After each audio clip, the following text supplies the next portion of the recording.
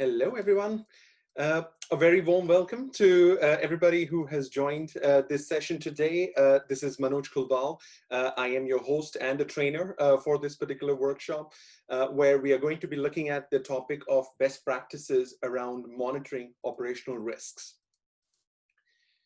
Let me just do a quick round of introduction so you know who I am. I am the co-founder and chief risk officer at RiskSpotlight, where I have been for the last 8 years. And then before that, I was the global product manager for a GRC software at a company called SAS, based out of US. I am very passionate about risk management in terms of using it as a business management tool rather than just a compliance or a regulatory tool. So you'll see a lot of messages you'll hear in the session today, would be around that theme of how we can actually use risk management as a business tool. In terms of industry initiatives, I have been part of the UK delegation when the ISO 31000 standard was being revised. For those of you who don't know, ISO 31000 is an international standard on risk management defined by ISO, where around more than 50 countries participated in that standard. In terms of operational risk, I was also part of the project team at Institute of Operational Risk when they created the Certificate of Operational Risk Management, which is a great certification if you've not heard about for you to consider, or for your team members if you need to demonstrate, if you're new to operational risk and you need to demonstrate that you understand the foundation concepts of operational risk management, then it is one of the best certifications out there. At RiskSpotlight, I also designed the world's first forward-looking operational risk content service called the RiskSpotlight portal. And some of you may have already trialed that or may already be subscribers of that particular service. It is utilized by financial services firms for horizon scanning and monitoring emerging operational risk topics. And because it relates to monitoring operational risk, which is our topic for today, I will also cover a few more details on this particular service at the right time in the session. And then I enjoy doing these training sessions. So through the classroom and online training courses, I've trained now more than 1,200 operational risk professionals globally. If we are not already connected, then I've given the details of my LinkedIn profile. So happy to connect, with operational risk professionals. And if you want to discuss sort of any topics on operational risk management, then always open. So let's get started. So in terms of effective monitoring, effective monitoring requires two levels of monitoring. So first thing is where we need to monitor what I'm going to refer to as the internal business environment. And that covers what is happening inside your firm in terms of operational risk management. But of course, for us to be effective at monitoring, we also need to monitor the external business environment because of the wide range of risks we cover as part of operational risk management. There is a lot happening in outside your organization, which is very relevant for how you may be managing operational risks in your organization. So from a monitoring perspective, we'll look at those two aspects: that what do we need to do to monitor our internal business environment, and what do we need to do to monitor the external business environment. So first, I wanted to start off with a set of attributes. So if you had to compare two organizations and you had to decide this organization is better at monitoring operational risk compared to the other organization, then what would be some of those attributes which will allow you to do that comparison? So that's what I'm trying to highlight, about 6 or 7 attributes here.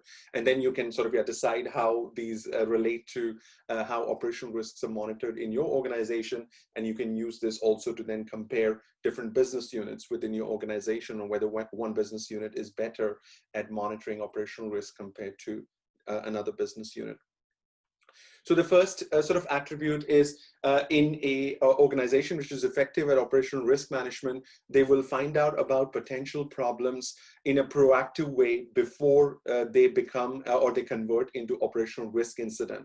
So that's a very important attribute, that if you're good at monitoring, we should be finding things out proactively and not after something goes wrong.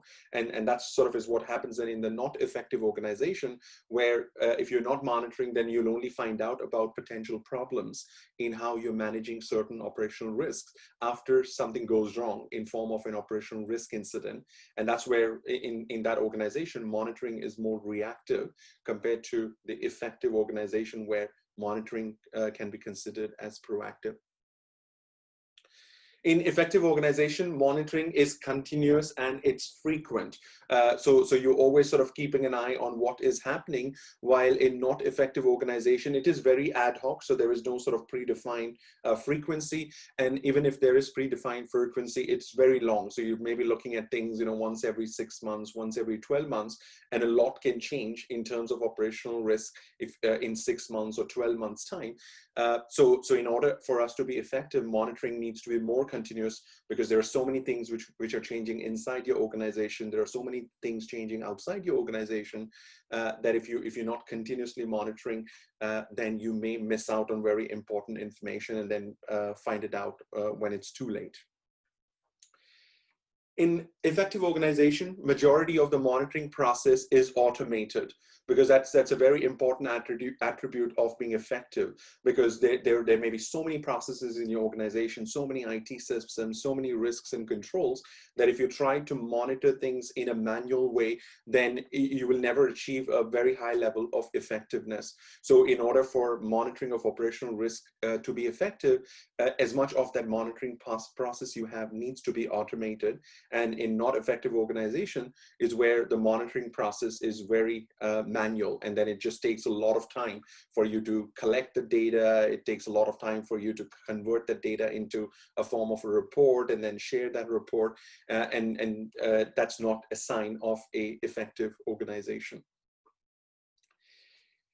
Then another attribute is where in effective organization, the escalation process is clearly defined and it is effective, because as you monitor your operational risks, you will find out certain issues, and then you need a process to escalate that. If a key risk indicator becomes amber, or if a key risk indicator becomes red, there needs to be a process of what the owner of that key risk indicator needs to do if the indicator becomes red. So that's what I mean by an escalation process, that who needs to know about those problems which are being flagged by as part of monitoring, and that process needs to be clearly defined, and then that process needs to be implemented effectively also, which is what happens in an effective organization. In not effective organization is where the escalation process is not clearly defined, or if it is defined, then people are not following it in an effective way, and then you don't get all the benefits of monitoring if you don't have good escalation processes in place. The next one is where the outcomes generated by the monitoring process for escalation purposes is valid in majority of the cases in effective organization. So in this case, if an indicator goes red and you investigate it, you normally find out that, yeah, something is wrong, and you go and take action about it. But in not effective organization, when outcomes get generated about a potential problem, and when you actually go and investigate it, most of the time it turns out to be a false alarm. So that sort of highlights that monitoring is not effective, that the reports and the alerts we have, they're flagging a lot of issues, but then when we investigate, everything seems to be okay. So whatever we are monitoring either is not right, or the thresholds we have defined for raising that escalation, may not be right. The next one is where the escalated topics are adequately considered by senior managers and appropriate remediation actions are implemented in effective organization. So when a key risk indicator becomes red and you escalate it, you go to the senior managers, they will look at that information, they will give adequate time to that information, they will discuss that, and then appropriate remediation actions are agreed and implemented in effective organization. But in not effective organization, you may be raising a lot of alarms and alerts, you may be sending those reports to your senior managers, but they just ignore that because they think nothing has gone wrong. So why do I need to read this 10-page report? That sort of is the attitude of senior managers then in a not effective organization. And then the next one is monitoring of risk is integrated with monitoring of business performance in effective organization. So when you are doing reports on the effectiveness of your business processes, the monitoring of operational risks associated with those business processes is also integrated. So you look at your process effectiveness and the risk management of those processes in an integrated way. You don't have separate reports which tell you about your business process efficiency and effectiveness, and then completely different set of reports around risks associated with those processes. Because at the end of the day, yeah, there is a very tight interconnection between risks and what we are doing on the day-to-day basis. So in not effective organization, there is that separation where the business does its usual reporting, and then the risk reporting is done in a completely different way, and there is no connection between the report business unit is creating for its own performance and evaluation and the risk reports which it may be generating. And then the last one is where an effective organization monitoring scope adequately covers both the internal and the external environment. And in not effective organization, monitoring is typically focused purely on internal environment, and only in some cases when some big incident happens and it's in the news and the front pages, then you may find out that, okay, something else has happened in the industry or in another organization, and then you will go and have a look, but there is no proactive element of monitoring the external business environment. Okay. So those are some of the attributes of which differentiate between an effective organization and not effective organization in terms of monitoring of operational risks. So what does the effective monitoring process look like? So what should effective monitoring result in an organization? So a key objective of any effective monitoring process we have is to basically raise an alarm. And that alarm needs to be raised the alarm will be related to the risk and some problem related to that risk. And that alarm needs to be raised at the right time so that you can go and do something about it. So that sort of is the first point, is where whatever monitoring we are doing, if that monitoring and reporting we are doing, it's not raising any alarm bells at the right time, then maybe there is something not right with the way we are monitoring our operational risks. So the first objective of monitoring is to raise that alarm, and that alarm needs to be then sent to the right individuals so that those individuals can investigate. Because you don't want to, just because an indicator has become red, you don't want to go straight to the board, or you don't want to go straight to the head of the business unit. You want somebody to first investigate and see whether this problem, which has been identified by monitoring, is that something we need to escalate, or can we just manage it without doing any escalation, or there may be some issues in how that escalation process is executed. So that's where it needs to be raised. Those alarms then need to be raised to the right individuals. They need to go and investigate and determine the scale of the problem. So that's the first action you need to take, is whenever there is an alarm, we investigate. And only after that investigation, if they determine that, yeah, this definitely requires escalation to the head of the business unit or group risk committee or board level, then the right escalation needs to happen, but only after that investigation has been completed. And that's where the appropriate stakeholders will then consider that escalation. And as part of that, they may then define certain actions that need to be implemented to address whatever problem was flagged in the first place as part of monitoring. Okay. So that sort of highlights the key steps of what a effective monitoring process should result in, and then the key outcome is that alarm which has to be raised as part of the monitoring process. So then let's look at what are the things we may want to monitor as part of how we manage operational risks within an organization. So in this case, I want to first take a business view, and then we will take a risk view. So from a business perspective, what every organization is trying to do is it has this operational layer, which I have highlighted here, and the organization is operating into an external business environment, which I have highlighted on the left-hand side. So from an external environment perspective, there's of course, things happening like Brexit and COVID, and regulatory changes are happening in the business environment, which you need to monitor and need to be aware of, because those things can then impact what the organization may be trying to do at the operational layer.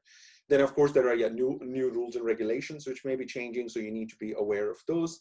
There are external stakeholders, and in this case, mostly customers who you need to keep satisfied. So they also then become an important element in terms of monitoring.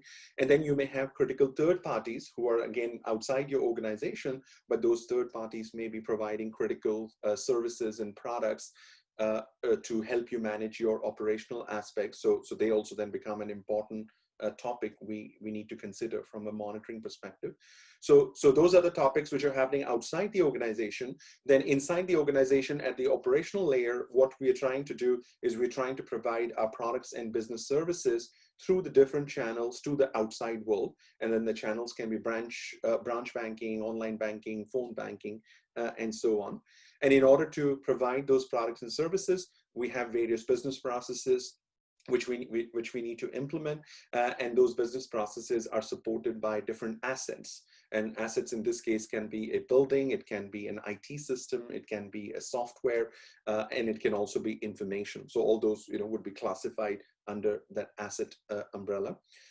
And then you have the constraints and vulnerabilities, where those processes and assets may then have certain constraints and vulnerabilities which you need to manage to make sure those processes don't break down and those assets don't break down. Then in the operational layer, you may be running various operational projects and making various operational decisions. So for example, an example of the decision would be moving an in-house IT system onto an Amazon cloud. So that's where you make the decision, and then you may implement a project to transition that IT system. And then of course you have your internal stakeholders who need to then work as a team to make sure all those operational layers continue to operate. And you may have various business policies which you have defined to provide guidance to your employees on how what they need to do from the day-to-day perspective on various topics. So that's where the operational layer is, where in every financial services organization, all of those things are happening. But what the key sort of question here is, why are we doing all of this? So that's where we then bring the strategic layer to say that we are doing all of this. We are making sure that our processes continue to function correctly. We are making sure our assets are continue to function correctly. We can provide those products and services. But the key reason of why we're doing all of that is because of the strategy our organization has set out. So that's where that strategic layer becomes important, where we can say that an organization would have a business strategy for the next 12 months, 2 years, 3 years, 5 years, and that strategy would then be cascaded into different business objectives, which is what then we're trying to achieve as part of all that operational execution we are doing. And then an organization at the strategic level would also define its appetite in terms of which risks it is willing to take in order to achieve its business strategy.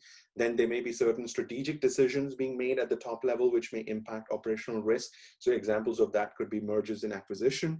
And there may be certain strategic projects an organization may be implementing, which can also then impact how operational risks are managed within the organization.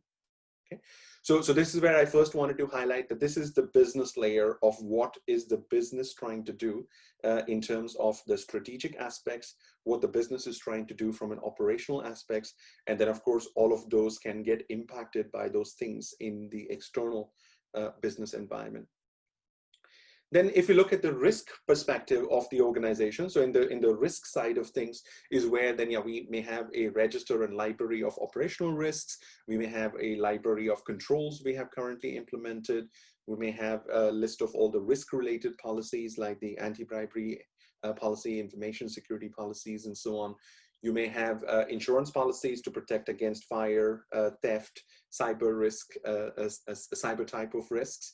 You may have various remediation actions you may be implementing in order to improve your control environment.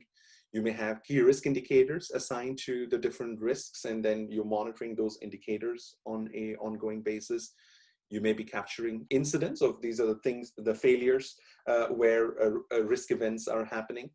And that becomes also an important aspect for us to monitor. Then you may have certain issues. So these would be problems which have been identified so that you need to then go and address those issues by a certain time frame so it doesn't sort of crystallize into a big incident in the future. And then you may be making certain risk-related decisions. So if you have to implement a control and you have a choice that one control will cost you £50,000 and one control will cost you $500,000, then how do you make that decision on which control do we go ahead with? So there are those decisions being made by the business in terms of how we want to improve the controls and how do we make those decisions between different types of controls, whether we go manual controls or automated controls, whether we go controls in the second line or do we go for controls in the first line, and so on. And then, of course, there is compliance activities where we're trying to then also comply with the various rules and regulation the organization needs to comply with. So this is where the compliance activities would normally come into that risk and compliance part of the organization. And then in terms of analyzing and evaluating risk, you're doing your risk and control assessment. So again, we're collecting a lot of data, which is very important from a monitoring perspective.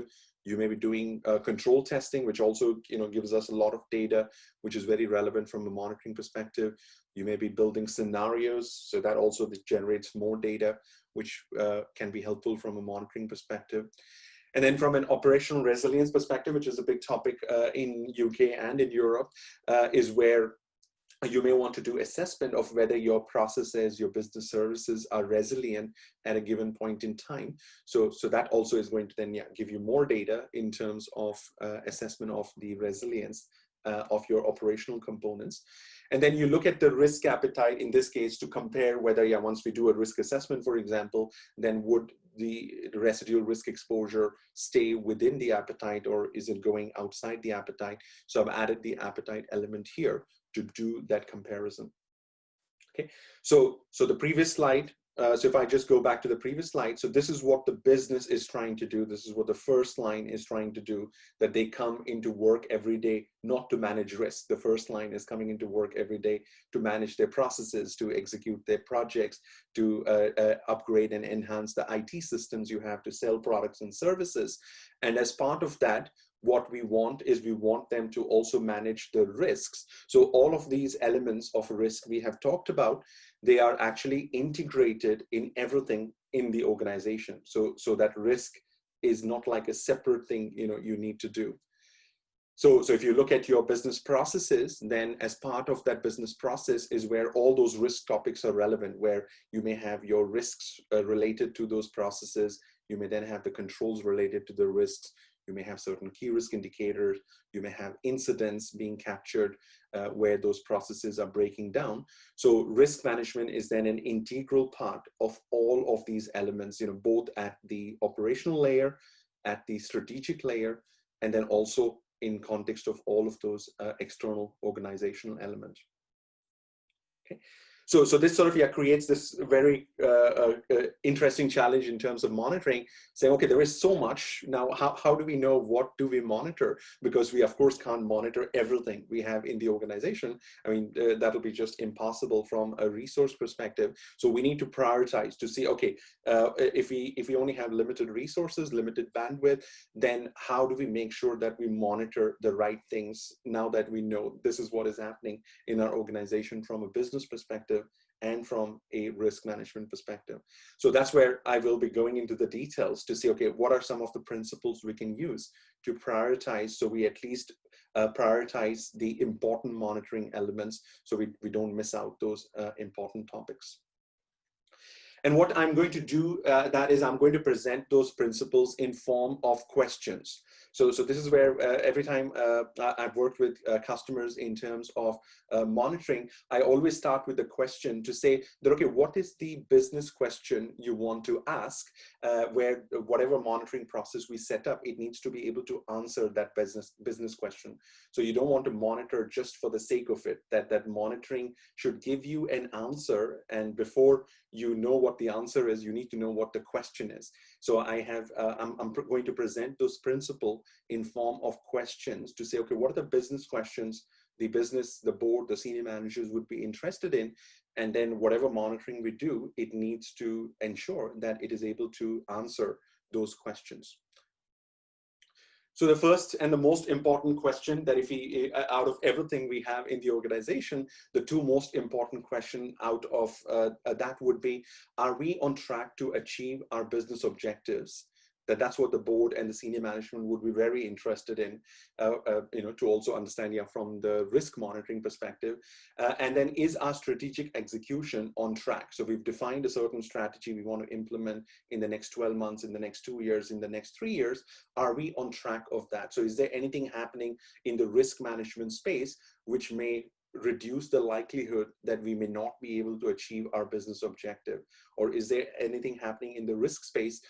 If it was to materialize, if it was to happen, it may derail whatever strategic plans we are currently executing. So that would be one of the most important questions that any monitoring we have on risks or operational risk.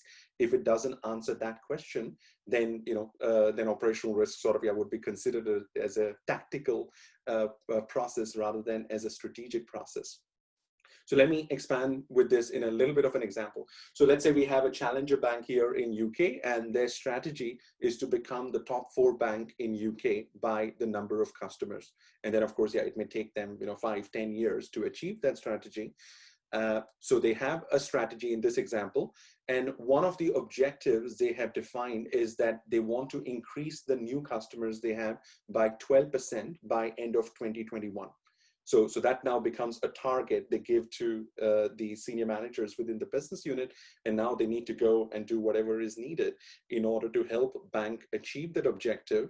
But we are only going to achieve that objective because it's part of that strategy of the organization.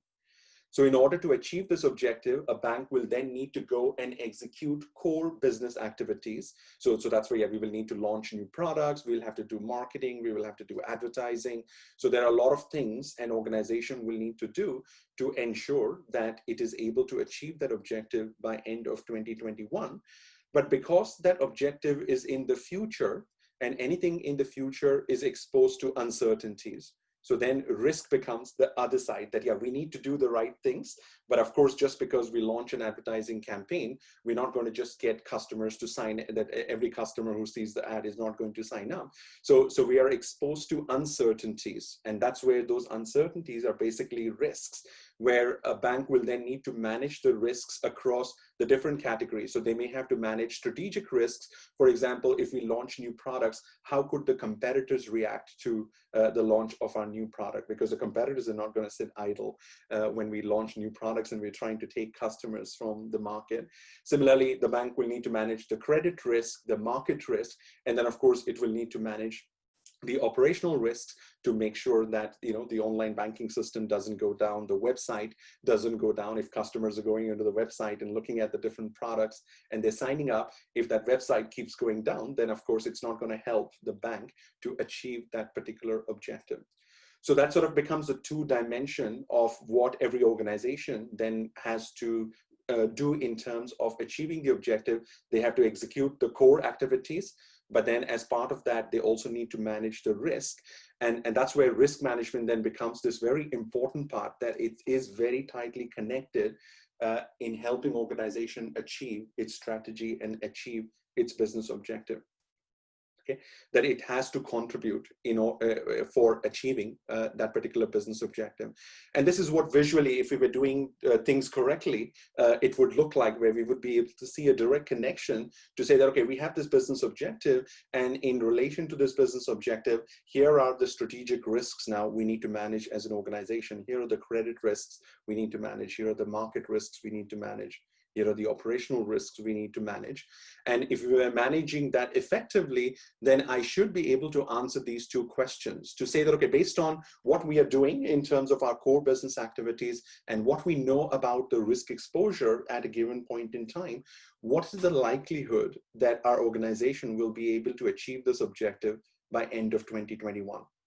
And what is the likelihood that we will be able to successfully implement this business strategy?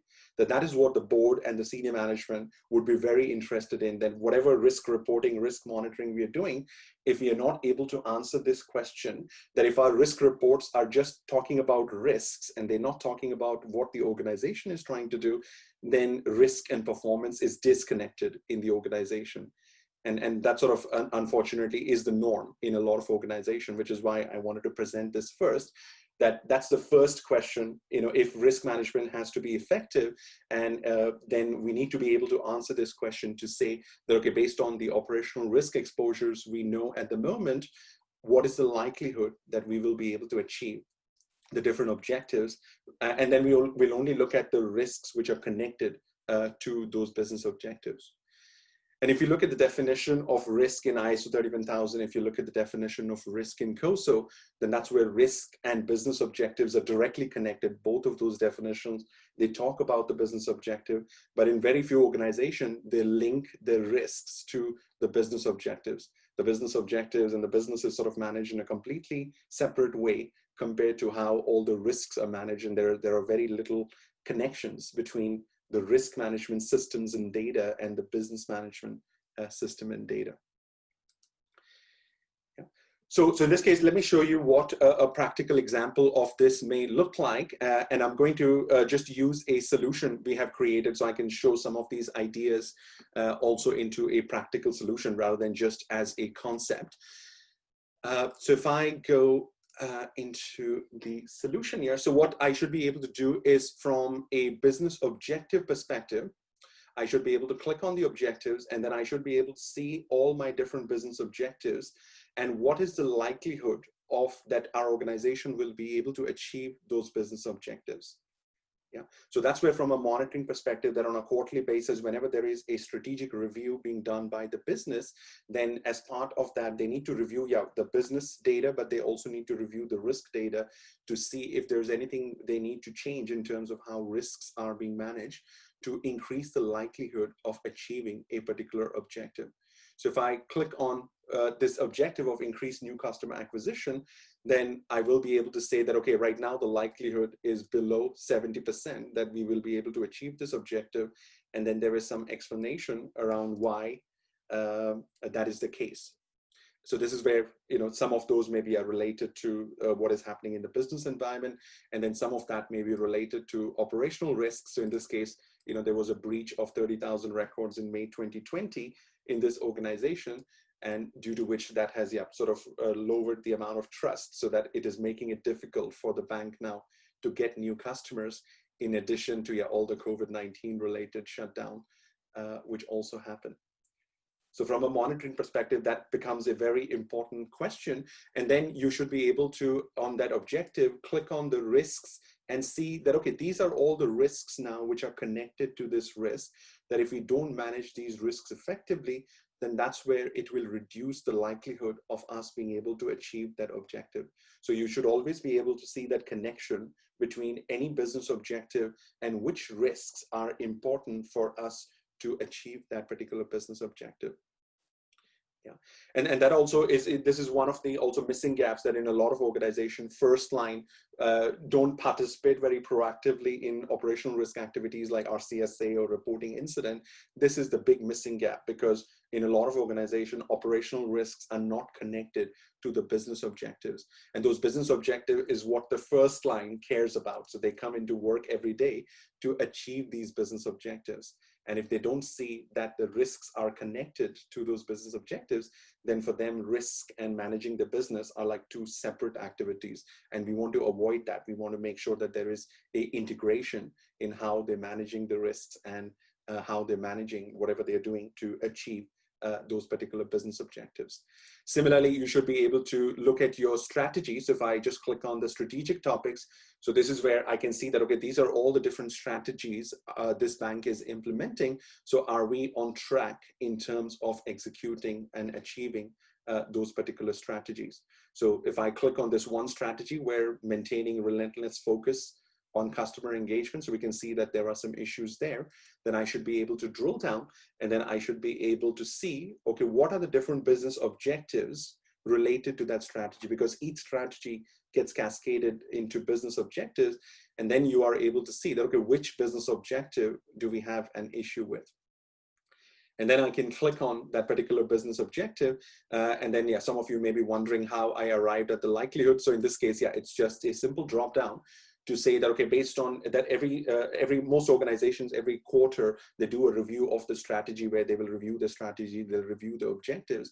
So as part of that review is where you want to look at what we are doing to achieve that objective, but also what we're doing to manage the risks associated with that objective. And as part of that review, then you can decide whether there's a likelihood that you of more than 90% that you'll get to that objective. There's a likelihood of 70 to 90% or below 70%. And then that becomes one of the important reports then which should be presented to the board and the senior management, which sort of reflects then how we're also managing the risks at any given point in time. Okay, so that sort of is what I wanted to highlight in terms of that connection, that the first question, if we are managing risks correctly, then the first question is not about what are our top risks. Nobody's interested in that. So first interest of the board and the senior management is based on however we are managing the risk at the moment, will we achieve our business objectives? Will we achieve our business strategy? Okay. So I did see a question earlier, so let me just quickly go to the chat panel and just see the question. So context.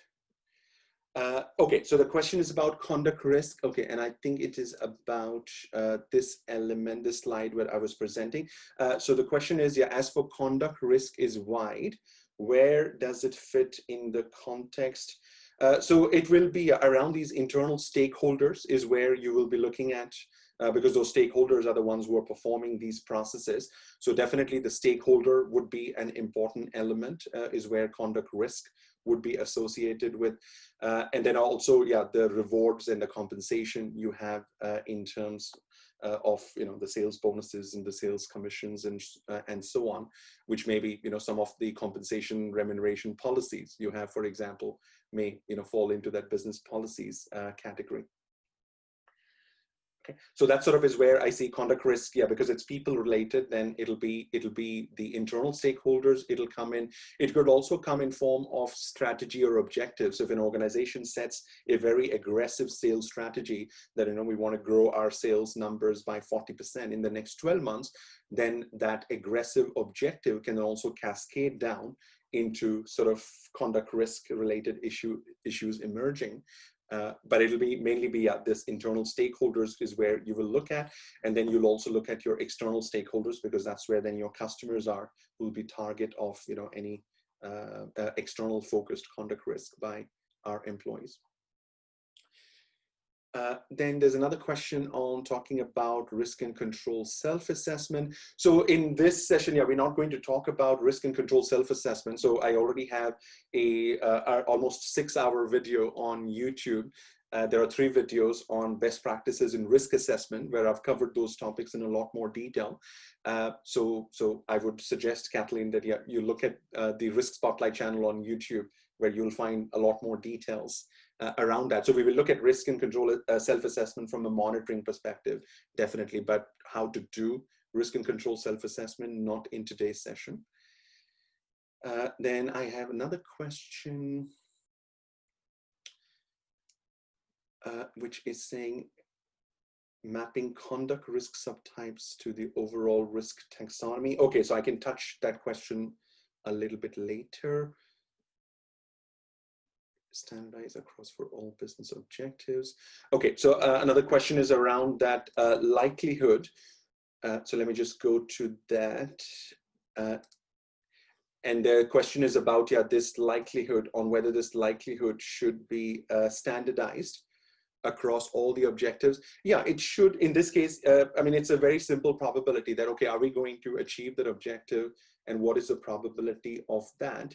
So there should be a consistency that if you have 20 different objectives, that this likelihood, should not mean different things on different objectives. So there should be some standard way in how you define the likelihood. Okay. So let's pause that, and then so there were a couple of questions which are coming later. So I will park them for now. So let's continue then. So we've looked at the first question, that any monitoring, any reporting we're doing on operational risk management, then it needs to address these 2 questions. So are we on track to achieve our business objective? And then is our strategic execution on track? And then of course the board and the senior managers, they would be very interested that if the risk team can present a report or can present the information which talks about based on our current risk exposure and how good or bad we are at managing the risk, what is the likelihood of us achieving our objective and strategy? then they would be very much be interested in talking about risks. But if you just present the risks and then don't talk about the objectives and strategy, then of course, okay, it's interesting information, you'll have a discussion, but you won't get the same level of interest from the board and senior management you will get if you were able to show that, okay, this is our current risk of how we're managing, and here is the likelihood that we will be able to achieve our strategy. Okay, so that's the first two questions. Sort of, we are starting at a very high level. So I'm going to sort of start at a high level, and then we'll quickly drill down into the detail layer. Then the second set of questions. So we've looked at two questions. So this is question 3 and 4. So the next interesting questions for, again, senior management board would be that if we have 50 risks, 200 risks in big organization, there may be, let's say, 2,000 risks, then out of all the operational risks we have in the organization on our risk profile, which risks currently require board level attention? And which risks require business unit level attention? Because there may be some risks where they are super important, then definitely board level attention would be required. But there may be some other risks where the business unit can manage that they're not big enough for us to escalate to the board. But definitely the head of the business unit, the senior managers of the business unit, they need to be aware of that risk. So that would be the next set of questions, that out of all the data we are collecting with RCSA and KRI and incidents, can we easily tell the board and the senior managers what risks require board level attention and what risks require business unit level attention? So in this case, I use this matrix, which I'm showing on the slide, where on the left-hand side, you have the BU level and the board level as 2 levels of escalation. But on the top, on the column, is where I have 2 categories. So there would be some risks where they require remediation actions. So you may need some budget approval, for example, to improve your cybersecurity controls. That those risks then will fall into that category. While there may be some risks where you don't need to do anything, but you just want that to be on the radar. You just want people to be aware. You just want the board members to be aware, or you want the senior managers of a business unit to be aware of that. So if we look at those 2 dimensions, then we get those 4 quadrants, where in the Act 1 quadrant is where you will have all the risks which need board level attention, but they also require remediation action. So in this case, most likely you will have risks where risks are outside appetite, or you require a significant level of investment in terms of improving the controls. That those are the type of risks which will then fall into that category. And out of all the hundreds of risks you may have in your risk profile, you need to now find a way to say, okay, how are we now going to pick the 3, 4, 5, 10 risks which fall into that Act 1 quadrant?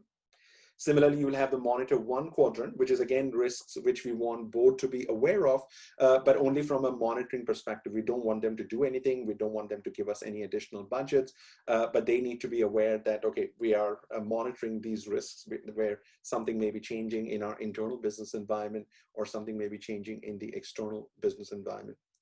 Similarly, in Act 2 is where then you'll have all the risks which are just relevant at the business unit level. No board attention required, and it just requires additional budgets and remediation actions. So those budgets may need to be approved by the head of the business units or the senior managers within that business unit. And similarly, Monitor 2 will give you, should contain the risks which just the heads of the business unit need to be aware of. So that sort of becomes the next set of questions, that out of all the risks we have, we need to look at all the data we have about that risk, and now decide and prioritize. So it's a way of prioritizing the risk of what should be in front of the board and what should be in front of the business unit. So that's where, let's show you a couple of examples here of how you can do that in your organization. So the first thing we need to do this is at the risk level. So if I go to the risk level, so this is where if you have hundreds and thousands of risks in your organization, and you're collecting all the data we talked about in terms of assessments and issues and KRIs. So you've collected all the data. You need to look at all that data and now decide which of these risks now need to be in one of those 4 quadrants we talked about. So if I look at theft of customer data by cyber criminals, which is one of the risks, then what we recommend is that you have this concept called risk radar. Yeah, so this is where then you decide what needs to be escalated. And this is where then I have 5 possible values. So I have one for each of those 4 quadrants. And then anything which doesn't need to be escalated, I can just say do not include on the radar. So then it doesn't go into any board report. It doesn't go into the reports we create at the business unit level. And then you just have a flag to decide whether this risk needs to go on one of those 4 quadrants. So if you say it needs remediation action and escalation to the board required, then it'll be on the Act 1 of the quadrant. It needs remediation action, escalation to the board not required. So then it'll go to the business unit level, and that'll be Act 2 in the quadrant we saw earlier. Similarly, it needs to be actively monitored and escalation to the board required. So that'll be monitor 1 on our quadrant, and needs to be actively monitored, escalation to the board not required. And that'll be monitor 2 on the quadrant. So out of all the hundreds of risks you have, you need to then identify which risks, and then of course, yeah, you can't put hundreds of risks in front of the board. So this is where you'll need to look at all the data you have and then prioritize which of those hundreds of risks we have need to be in front of the board. And the report we present then could look something like this. So just to give you a real life example of what that report may look like, where you may want to then look at the different business units, and then you pick a particular business unit. So in this case, I've picked retail bank. So let me open that in full view. So this is where when you present this report, based on those flags you have defined at the risk level, you should be able to now see that these are the risks now which require board level attention and they require remediation actions. So I've got 2 risks, and then I have clear explanation of why I have flagged those risks to the board. I can see the risk exposure level. I can see the risk appetite status, but I can also see the business objectives. So I can see that, okay, if we don't invest in improving the controls around this particular risk, then I can click on the 2 business objectives, and I can see which of those 2 business objectives now will get impacted. So now the board and the senior managers can easily see the connection between making investment in improving management of a particular risk and which business objectives are relevant in that context. Yeah. So you always want to connect your risks to the business objective to be able to see that connection. You don't want to present just a risk report which doesn't talk about the business objectives or doesn't talk about the strategy. Similarly, on the right-hand side is where then you have, based on those flags, we have defined at the risk level. I have 3 risks which I want for the attention of the board, but only from a monitoring perspective. And in this case, then I have some reasons in terms of that. And again, I can click on the objective and I can see that, okay, which business objectives may not be met if something unfavorable happens in terms of those risks. And then I can see the same from a business unit perspective to see what is on the radar of the senior managers of the retail banking business unit we're looking at in this example, where there are 3 risks on their radar at the moment. And again, they can see the objectives. And in this case, yeah, they're all outside appetite. And then on the right-hand side, they can see the 3 risks where they're for monitoring purposes. Okay, so it's a very simple idea of just having a flag at the risk level. But of course, when you decide that flag, you need to look at everything you know about that particular risk. And then you're deciding where those risks then get escalated from those 4 quadrant perspective. And that will then allow this board and the senior managers to be able to answer these 2 very important questions. Because if we're not able to answer these 2 very important questions effectively, then our monitoring, our reporting, is not very strong or very effective. Okay, so then let's continue. So then you want to look at the business units in terms of, is there anything happening in the different business units we have in our organization, which can signal that something around the risk exposure may be changing in a specific business unit or more than one business units. So you are able to identify certain indicators, which is more about the business unit. So it's not, those indicators are not necessarily about a specific risk. So it's not about the money laundering risk. It's not about mis-selling risk. So those indicators in this example are more business unit performance type indicators, which can then signal that something around the risk exposure may be changing in that business unit. So I'm still coming sort of from top down. So in this case, a significant rise in number of customer complaints may indicate that there is a rise in process execution failures or process disruption within a particular business unit. Similarly, a significant rise in new customers a business unit has acquired may indicate that the business unit may be growing quicker than their operational capacity. That it's great that, yeah, they're successful, but if there are concerns that the IT systems, the people they have, the processes they have may not be able to handle all those extra customers they're acquiring, then we know that, they'll start having those issues and incidents in the near future. So that can be an alarm sign, from a risk perspective, that we need to make sure that is that business unit geared up to handle that extra volume of new customers they are getting. Similarly, if large number of sales team members are overachieving on their commissions and bonus target, then that may indicate that there may be some mis-selling related issues within that particular business unit. So at least an alarm should be raised, and then you go and investigate to see whether that is the case, or whether all the salespeople are genuine and they deserve those commissions and bonus they have earned. Similarly, unexpected increase in staff turnover in a particular business unit may indicate that maybe there is harassment, bullying related issues happening in that particular business unit. So those are examples of indicators which are at the business unit level, so not at the risk level, and they can then tell you, if you pick the right indicators and monitor them over a period of time, they can tell you whether the risk exposure of a particular business unit may have changed from last quarter to this quarter, or it is very different to the other business units when you compare between different business units.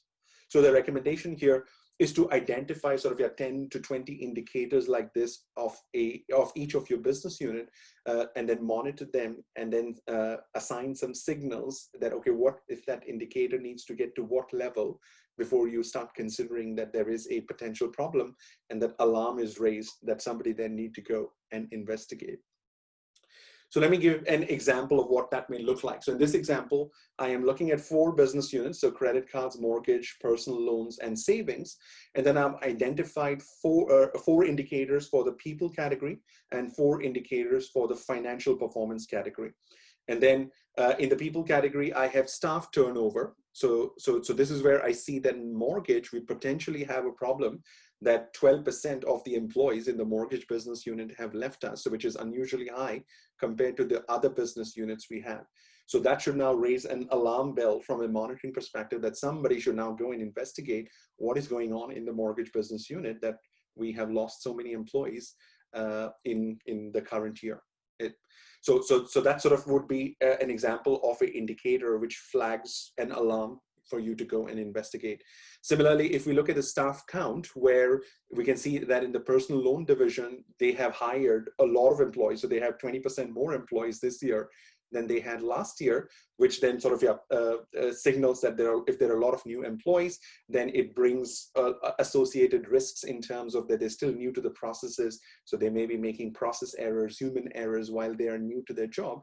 So we should then go and investigate to see that, okay, is that business unit then managing the risks associated with getting so many people on board effectively? Because if that's not being done, then we may start seeing a lot of process error, process failure type incidents in the coming weeks and months. Similarly, if we are using a lot of temporary staff, so in this case, a personal loan business unit is also using 40% of the staff they have is temporary, and that also then is significantly higher compared to the other business unit. So that should also raise an alarm bell to see, okay, are there a lot of incidents happening, which is why they have to hire consultants, sort of on a short-term basis to deal with those incidents, or is there a lot of work they're not able to find people to hire full-time, that they're hiring temporary employees, that it should raise alarm bell to go and investigate, and then we find out whether there are any remediation actions we need to take. Similarly, average years of work experience in that business unit could be another indicator. And we can see here that if we average the years of work experience of everybody in the mortgage division, it's only coming to 9 years, which is again significantly lower compared to the other business unit. So that should also then raise alarm flags to see, okay, have we lost some very experienced people recently? And what was the reason of doing that? Why are we not able to get more experienced people into the business unit? Is there any concerns or issues we need to be aware of in context of operational risk around that indicator? Similarly, you can have indicator on financial performance to see that you monitor revenue growth. So in this case, mortgage division has grown from the current quarter and the previous quarter. They've grown by 40%, which is significantly higher than the other business unit. So again, if a business unit grows too quickly or it decreases too quickly, the revenue decreases too quickly, then all of those are signs of alarm from an operational risk perspective. So again, somebody needs to go and investigate and see if the operational components of their organization from a process system perspective, are they geared to handle the amount of revenue growth the mortgage business unit is experiencing. And similarly, if we look at the current year quarter and the previous year quarter, then in this case, we can see a mortgage has, compared to last year, they've increased by 20%. And in the savings business, the revenue has dropped by 40%. So again, that should trigger an investigation for somebody to go and do something and see if there are any operational risk issues.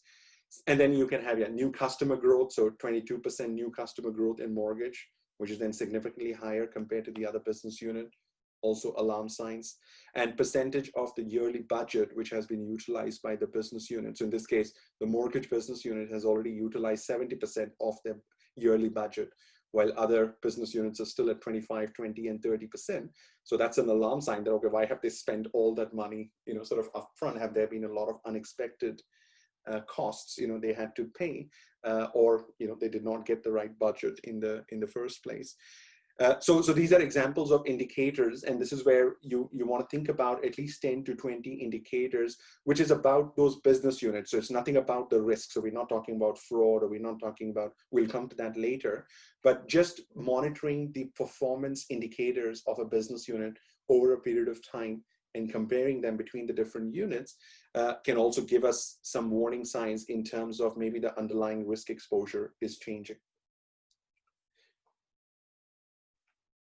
Then let's look at an example of one of these indicators of how you would go and set up this indicator. So if I go into key monitoring indicators, then I have number of customer complaints. So that would be an example of an indicator we talked about, where you can define your indicators, and you can define sort of a description to say that, okay, this number of customer complaints is aggregate of complaints which are coming from the call center, from the email, from our website, from the branch, and also any complaints our customers are making directly to the regulators, which then we get notified of. That this indicator will contain an aggregate of all of those complaints. And then this is a number, but depending on which indicator you're setting up, some indicators can be percentage, some can be time. So in this case, it's a number. And then you decide how frequently you will be updating that indicator. So in this case, we are updating this on a monthly basis. And then you can prioritize those indicators to see that, okay, some indicators then are very important, so you want to monitor them very closely. Some indicators may not be that important, so you want to monitor them, but they may not get included into the reports you have for risk committees or board. And then you can set up these thresholds. So in this case, what I have said is that a higher value in this case is unfavorable. So depending on which indicator you're looking at, so in this case, we talk about number of customer complaints. So higher number of customer complaints is definitely not good. So we're saying higher value is unfavorable. And then I define a simple threshold to say that if it is between 0 to 50, then this indicator will be green. If it is 50 to 250, complaints in a given month, it'll be amber. And if there are 250 to 1,000 complaints in a given month, then this indicator will be red. So you just define the thresholds, and then based on the direction is where then the indicator will decide which way is the red, amber, and green direction. And then you can capture the values of that indicator. So in this case, we can see that in June, we had 40 complaints, and then we had 20 complaints, and we're starting to see a jump. So this is where now there should have been an early warning sign, when that indicator become amber, an alarm should have been generated. Somebody should have gone and done some investigation and fixed that. But in this case, if you don't do that, then that's where you may see the number of customer complaints sort of keep going up, or if there is some big incident which is unfolding, which is why then you expect those number of complaints to stay high for a given period of time. Okay. So that's an example of how you set up a simple indicator in terms of your frequency, just a simple red, amber, green thresholds. And once that has been defined, you can then capture the values. And then as those indicators become amber and red, then email alerts and things should get generated to the risk owners, and they should then go and do some investigation. So the idea here is to identify some of those indicators which are more talking about the business unit performance. So that's the key difference here, that these are not about specific risks. These are about the business unit themselves. Okay, so then we can go into the risk sort of level of detail. So we started sort of with the board and senior management. Then we looked at the business unit performance indicators, and now we're looking at the business unit risk management indicators. So there are certain indicators, if you monitor at the business unit level, then it can provide you visibility on whether one business unit is getting better at managing their operational risk compared to the other business unit. So if there is, for example, a significant rise in number of incidents, then that may indicate that the control environment in that business unit may be deteriorating. Similarly, if there is a significant rise in number of ineffective controls, that when you do your assessment, and then as the output of that assessment, you have an indicator which tells you how many ineffective controls there are, then that can also tell you that there is deterioration in terms of the control environment. Okay. So that's what here we are going to then add some examples. So it's the same for business unit. It's the same people in financial performance indicator. In this case, I have just added now some risk management indicators. Yeah, so we can look at the whole thing as one picture. So from an op risk performance perspective, if we have done a control assessment and I know what percentage of the controls which are present in that particular business unit are currently ineffective, then that can give me a good idea to see whether you're one business unit, how do they compare to the other business unit.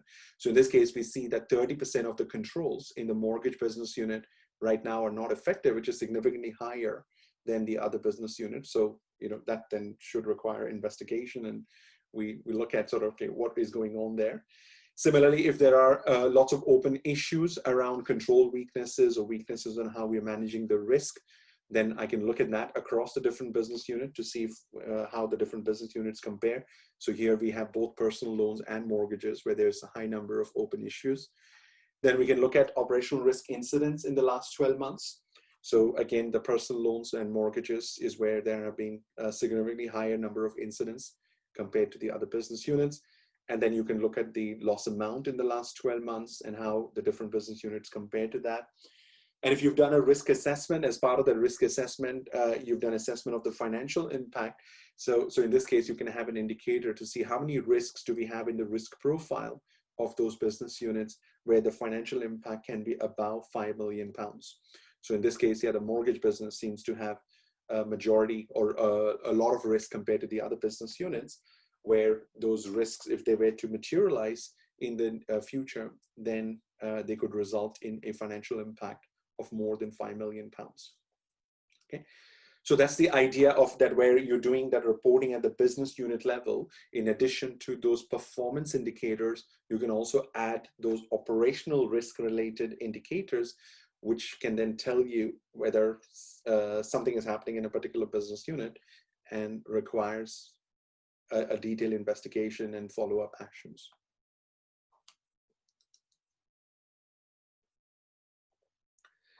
Then the next sort of questions, if we drill down from the risk management perspective, is then control effectiveness, that we want to look at how the different business units are doing in terms of control effectiveness. Because at the end of the day, risk management comes to making sure that you have the right controls in place and those controls continue to operate effectively. That's the crux of effective risk management in organization. So you can then have some dedicated reporting to focus on that control environment, because that is what can make and break the effectiveness of operational risk in your organization. So in this case, the examples are similar, that if you have a significant rise in number of incidents, then that points to deterioration of your control environment. If the significant rise in ineffective controls, then that will also indicate that the control environment is deteriorating in a particular business unit. So let's look at this example, and then I'll go to the chat and see if there's any questions there and address those. So in this example, I'm taking the same business unit, but now I'm just focusing on the control environment. So this is now a little bit more granular. Maybe the board may not be interested in this, but it'll be great. At least the head of the business unit, the chief risk officer, the group op risk team, they should be doing this sort of analysis to see, are there any problems starting to emerge in any part of the organization? So it's sort of more monitoring at the group level. So in this example, I have divided the indicators into 5 different categories. So control assessment, control testing, control failures, control composition, and control gaps. So if I just quickly go through those examples, and then you can decide whether those examples make sense in your organization. And if you're not monitoring those, then you can add that to the monitoring and reporting you do on operational risk at the moment. So the first one is, if you're doing control assessment, then in this case, I may be assessing whether my control is fully effective or my control is partially effective, but those deficiencies we have are minor deficiencies. So overall, the control is working, but it's not fully effective. Then the third possible combination may be it's partially effective, but those weaknesses are quite significant, but at least some parts of the control are working, so it's not fully ineffective. And then the fourth category would be where the control is absolutely waste, that nothing in that control is effective. And then it would fall into that category. So we all do assessment of the controls as part of the RCSA. So as part of the data, what we can do is we can aggregate that at the business unit level and then see what the breakdown looks like. So in this case, we can see that savings business unit is not doing great because 25% of their controls, and whenever we did the latest control assessment, they proved to be not effective. And then savings and personal loan and mortgages is also not doing great in terms of the number of controls that were identified as partially effective, but with major deficiencies. So that when you aggregate that at the business unit level, now, should trigger some investigation to, make sure we go and find out what's going on and make sure we can get better at the control environments within those business units.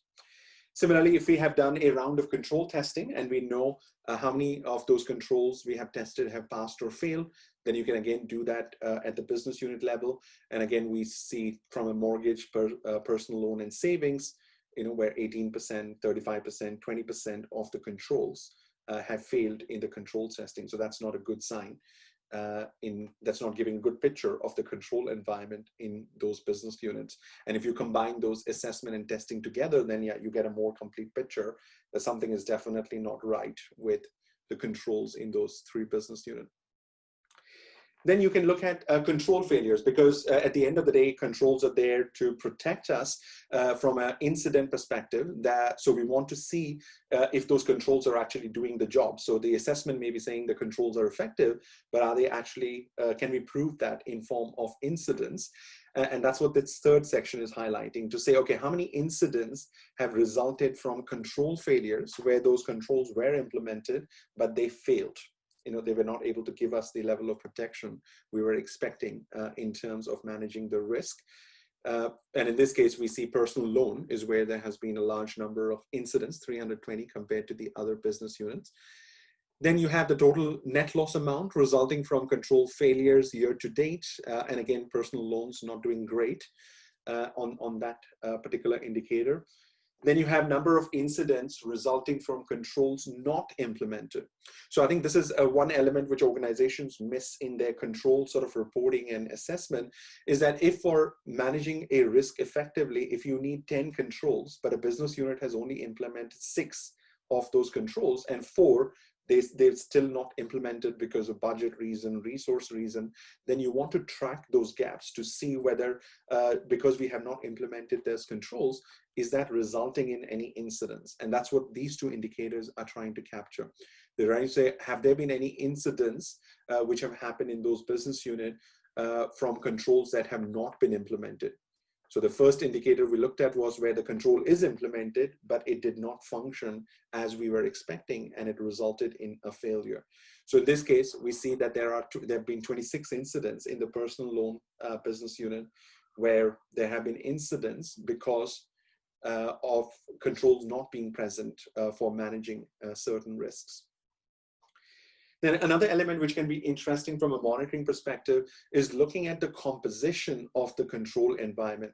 So in most organizations, controls are flagged as preventative, detective, and responsive. And in some organizations, responsive is also called as corrective. So it'll be good to look at the breakdown of the controls for the different business unit across those three categories.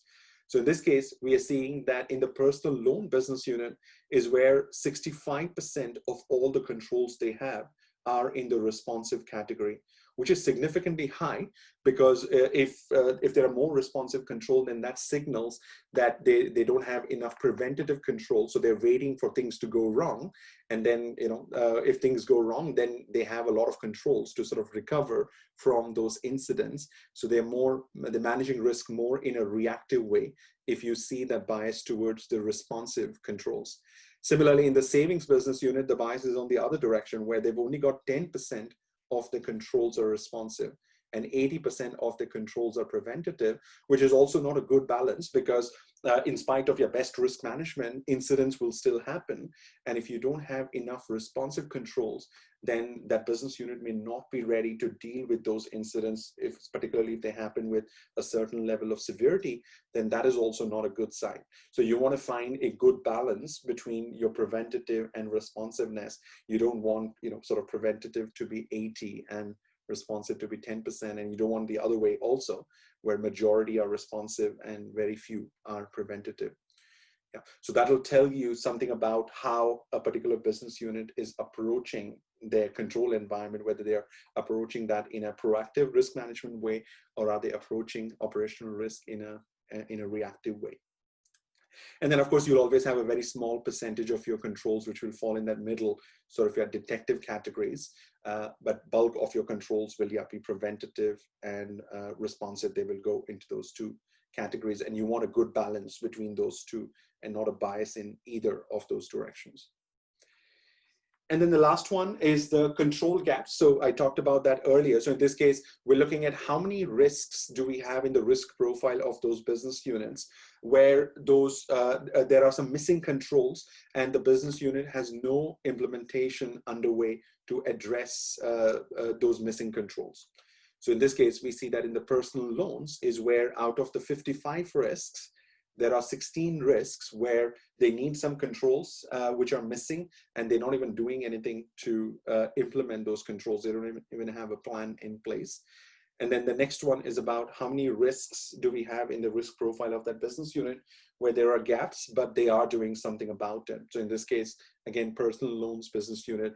So 8 out of their 55 risks on their risk profile, they have a gap, and they're doing something, to then address those control gaps. So hopefully the control environment, then will get better. But we also want to then focus on those 16 to see, okay, why are they not doing anything? If they know we have a control gap, then why they're not doing anything to address those control gaps? Okay. So that's what this particular sort of report, again, we're coming from the top down, will allow you to then see how the different business units are performing. And then I understand that, you want to compare like for like business unit, so you can't compare a corporate bank, commercial bank, with a retail bank.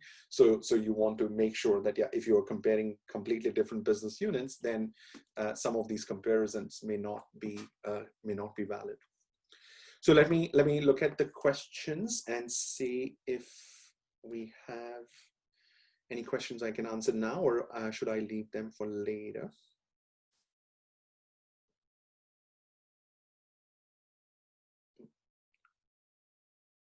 Okay. Okay, so I will take this one question here, which is around the indicator, which I will take later, because I have a separate section where we'll look into key risk indicator in a little bit more detail. Okay, so let me continue, and then we still have 15 minutes, for taking our first break. Okay, so then let's drill down into the risk level monitoring. So far we've looked at monitoring from the top down, from the board perspective, senior management perspective, and then from a group perspective where we were looking at different business units. So now let's look at what sort of monitoring we may have to do at the individual risk level, what we may have to monitor. So that's what the rest of this section will talk about that. But here now, because there are different languages which is used in different organizations, I first want to use 2 or 3 slides to just make sure we come to a common language so that whatever I discuss later, you will understand, okay, what do I mean by an issue, or what do I mean by a responsive control? So I just want to take 3 or 4 slides to just put some language together. So at least for our discussion, yeah, we are on the same page. So in terms of the individual risk, so now we're looking at one risk at a time. So in this example, I'm looking at a risk of unplanned outage of customer-facing IT system. So that would be the risk on your risk register or on your risk profile.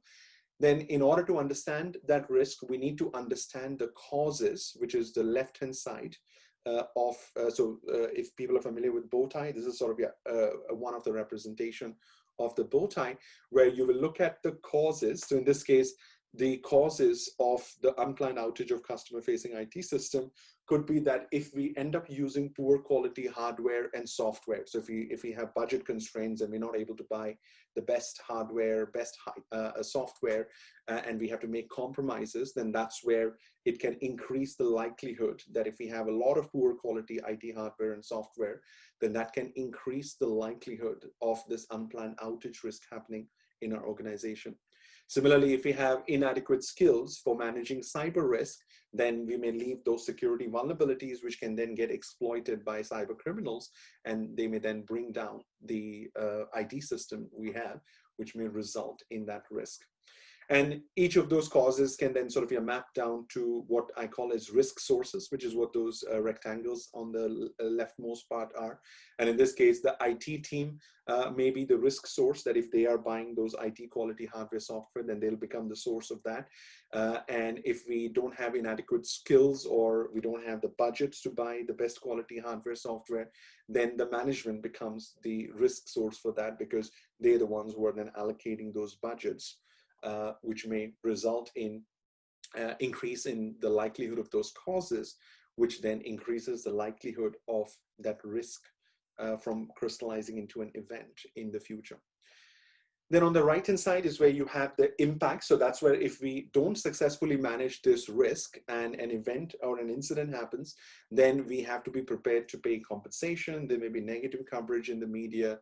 Our existing customers, may not be happy with they not being able to access their bank accounts and their funds. So they may leave us, and that may increase the customer churn, which then impacts certain business objectives. In this case, if we have business objectives around maintaining a certain level of customer satisfaction, customer churn rate, market share, then those are the business objectives which would get impacted if we are not good at managing this particular risk. Okay, so I just wanted to bring that example of risk and the causes on the left-hand side, the risk sources, and then the impacts on the right-hand side if we don't manage that risk, and the effect those can have on the objective. Then once I use this structure to capture and document one specific risk, then a lot of things become easier, because now I can define my preventative controls, because all my preventative controls will be there to now manage the causes of that risk, because causes are the ones which will increase the likelihood of the risk. So if I want to reduce the likelihood, then I need to basically manage those causes, and any controls you have in place to manage the causes can be classified as preventative controls. So examples of that would be that making sure you buy high quality hardware and software in the first place, so you reduce the likelihood of the outage happening in the future. Similarly, if you find any security vulnerabilities, then you proactively fix those security vulnerabilities, which should again reduce the likelihood of IT systems going down in the future. So that's where the preventative controls sit on the left-hand side of the diagram. And then the detective controls are only relevant on the event side. So they don't prevent the risk from happening. They just raise an alarm that the risk, some incident has already started to happen. So in this case, fire alarm is a good example of a detective control, because a fire alarm is not preventing the fire from starting. It only gets triggered after a fire has started. And then of course, yeah, you can then take action and then sort of extinguish the fire to make sure it doesn't spread. But that's the job of the detective control, is only when something has already happened. So it sort of sits with the event part of this risk picture. Similarly, detection of suspicious activity on your customer-facing IT system, where if hackers have somehow managed to get into your IT system and you have a monitoring system to detect that, then that would be an example of a detective control. But all the detective control is doing is, raising an alarm, and now you need to go and do something about that, which is where the responsive controls come into place. So responsive controls have no influence on the likelihood, on changing the likelihood of your risk, because they are on the right-hand side of this risk diagram. So responsive controls can only either prevent some of these impacts from happening. So if you have your fire alarm and then you have your evacuation plan, then of course, you can take all your employees in a safe place. So you can make sure that none of your employees get injured as a result of that fire incident. So responsive controls are there to either prevent an impact, or if an impact has happened, then reduce the severity of that impact. So that's where business continuity plans, backups we have of the customer-facing IT system, those would be all examples of responsive controls. So preventative controls have no influence on the severity of the impacts, and responsive controls have no influence on the likelihood of the risk happening. So preventative controls, responsive controls, they're operating on very different side of how we manage risks in our organization. And then of course, if we want to be more proactive, then that's where we want to focus more on the preventative controls. But from an operational resilience perspective, now we also need to make sure that if things go wrong, we also have strong responsive controls so that we can recover from any disruptions, or we can recover from incidents pretty quickly with very little impact as possible. So then let me just highlight some of the other terms which we're going to use in the session. So risk, I think, we're all familiar with, but just for this example, I will say that risk is an event that may happen in the future. So that future is the important element, and it may result in some impacts which can affect your key business objectives. So that sort of is what risk is. So unplanned outage of customer-facing IT system is a risk you will have on your risk register, because it is something which may happen in the future. And if it happens, then it'll result in certain impacts, which can then affect some of your key business objectives. Then if we look at incident, then incident is basically an event related to the risk that has already occurred. So in this case, if there was an outage of an online banking system for 10 minutes on 4th January, then that's what we're calling as an incident. So you can't say that this risk has happened. You can't say this risk is happening. So because risk is always in the future, risk is not in the present tense, risk is not in the past tense, it's always in the future tense. An incident cannot be in a future tense. So incident has either happened or it is already happening. Yeah, but risk is just the other side of risk and incident are there are two sides of the coin. The risk is the future aspect, and then for one risk you can have lots of incidents. So if there are 6 outages, then you will still have one risk, but you will have 6 outage related incidents for that one risk. Then in operational risk, we also use this concept called issue. So for our discussion today, we are going to use issue as a weakness in our current approach towards managing a risk. So if something is not right in how we're managing a particular risk, then we want to flag that as an issue so we can go and fix that and do something about it. So in this example, if IT security team is not able to perform adequate maintenance of the customer-facing IT system because of shortage of resources, which resulted from budget cuts. So there was a budget cut in IT, and IT security team had to cut down their number of people they had, and now they can't do adequate maintenance, which now increases the likelihood of a risk happening. Now that is an issue. So IT security team not having enough resource is not a risk, because we can fix that, we can do something about it. And that's where actions come into place, where if we have to then address those issues, we may have to then go and implement certain actions so that those issues can be closed. But you can never close a risk. That I can close the resource problem of the IT security team by going and getting some additional budget approval, so that the IT security team gets an additional budget, they will hire 2 more people, and the issue will be closed. but the risk cannot be closed. The risk will still always be there. It's just that we have fixed one problem we had in terms of managing that particular risk. So this is where in a lot of organizations, when I look at the risk register, I see that risks are mixture of risks and issues. Yeah. So you want to make sure that risks are things which may happen in the future, and a risk will always be there. So you cannot close a risk unless you stop providing all IT systems to your customers, and then of course the risk can be closed. So if something can be closed by taking some action, then it's more likely an issue and not a risk. Okay, so these are some of the terms we are going to use. And then the last term is the key risk indicator, where this is an indicator that can measure, that you can measure on a given risk. So you can monitor if something around that risk has changed. So it'll give you an early warning sign. So in this case, for this unplanned outage risk, we can have an indicator of how many high priority open defects do we have around all our customer facing IT systems. And that's where you can then define a threshold to say that, okay, if there are less than 10 defects, then that indicator is green. But if those defects go up from 10 to 30, then we know that, again, more defects mean more chances of things going wrong. So the likelihood of that unplanned outage increases. And if there are more than 30 defects, then definitely you're in that red category. And the job of KRI is to raise that alarm. So you go and investigate and do something about it. So if we look at, if we summarize and everything we've learned from the risk perspective, then this is how we can look at those aspects as together. So if you are managing one specific risk, so this is where we're looking at one risk at a time. So if I want to proactively manage one given risk, then I want to manage the causes, I want to manage the impacts of that risk.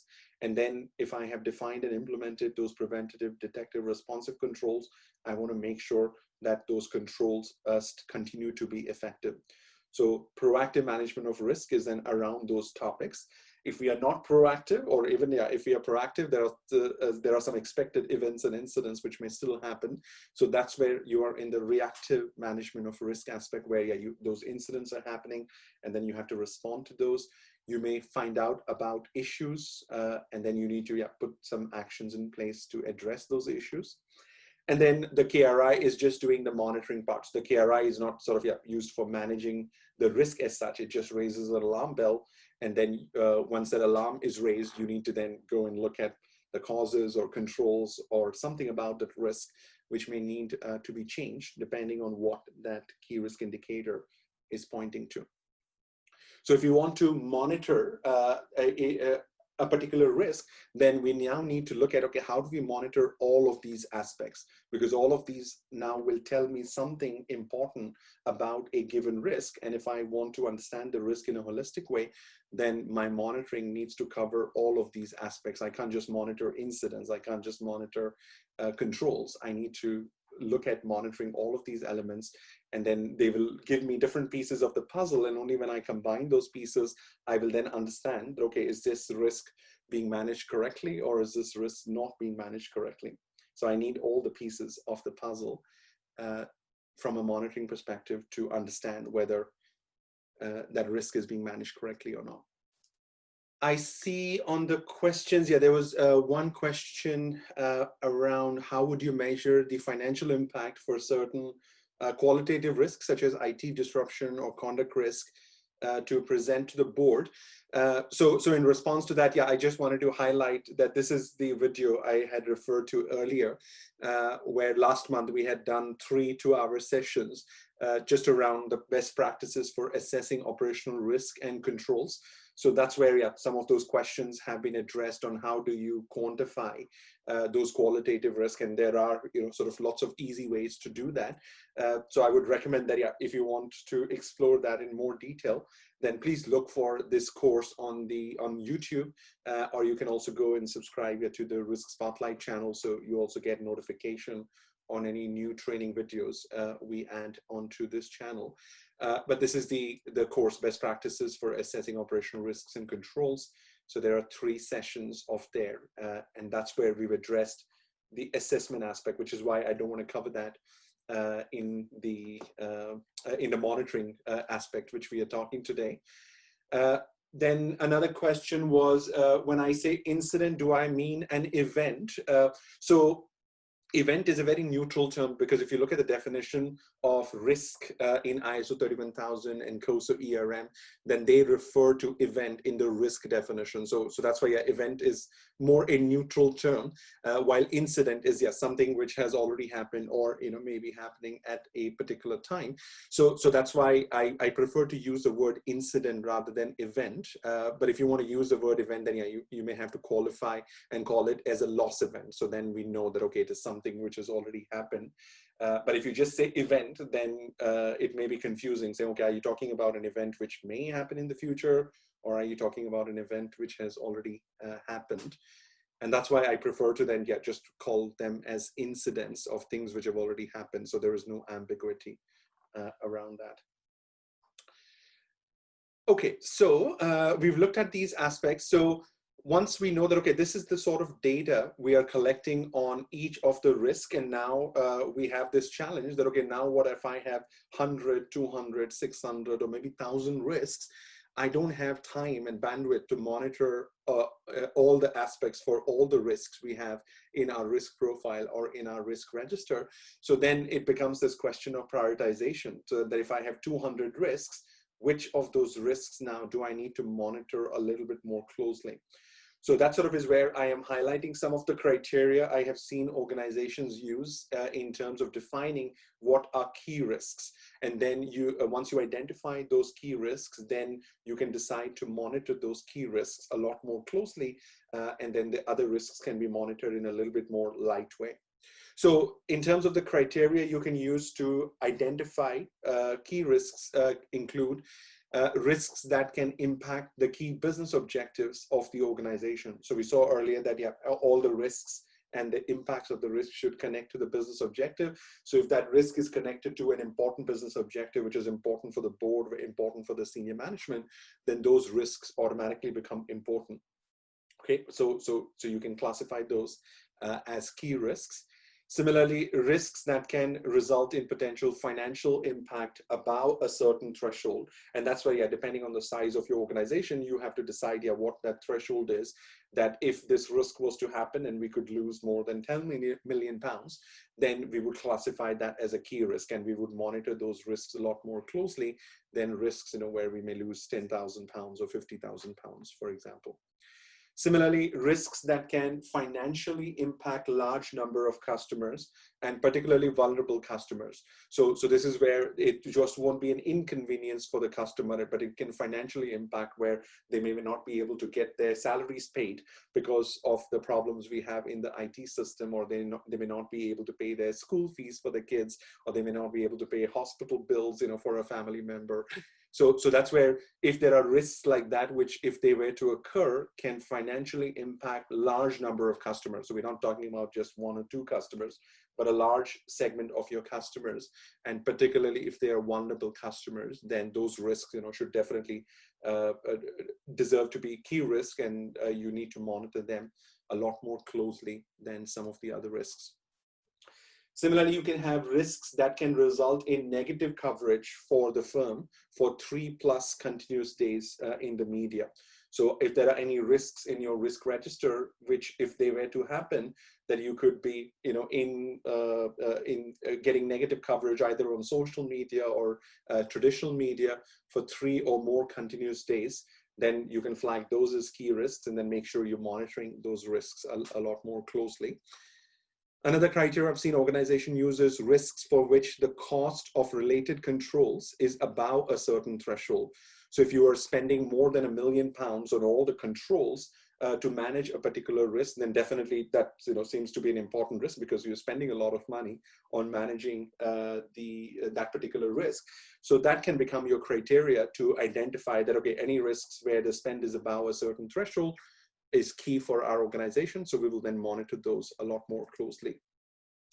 Similarly, risks where significant incidents have happened in your organization in the last 12 months. So if there has been a major data breach in the last 12 months or a major IT system failure in the last 12 months, then of course those risks will always be on the top of the radar, and they'll get discussed by internal auditors and risk committee and board members. So those risks naturally will be a good candidate for you to consider as key risk and then monitor them a lot more closely. But you can also use the external incidents. So if there are risks for which an incident may not have happened in your organization, but have happened, another peer organization or a similar organization has suffered from that type of an incident, then you can also flag those risks in your risk profile as key risk and then monitor them a little bit more closely. Then risks that can result in severe regulatory actions, such as getting banned from selling certain products or operating in certain markets. So that's where some of things like sanctions related risks can fall into that category, where if those risks were to happen, then you could face not just a regulatory warning, but severe regulatory action, which may stop certain business from being able to function and operate. So those risks can be classified as key risks, and you can monitor those a lot more closely. Then risks where the cause, event, and impacts can occur in different departments within the firm. So that is what I would classify as complex risks, where the cause of that risk may happen in IT, the event may happen within the retail bank, and the impact can be in retail bank. It can be external to the organization on the customers, for example. That if the cause, event, and impact can happen in different parts of the organization, then those risks are complex risks, and they deserve then a lot more closer monitoring than if all the causes and events and impacts were all in the same department. Then those are relatively simpler risk, and then you can apply the other criteria to see whether those risks deserve close monitoring or not.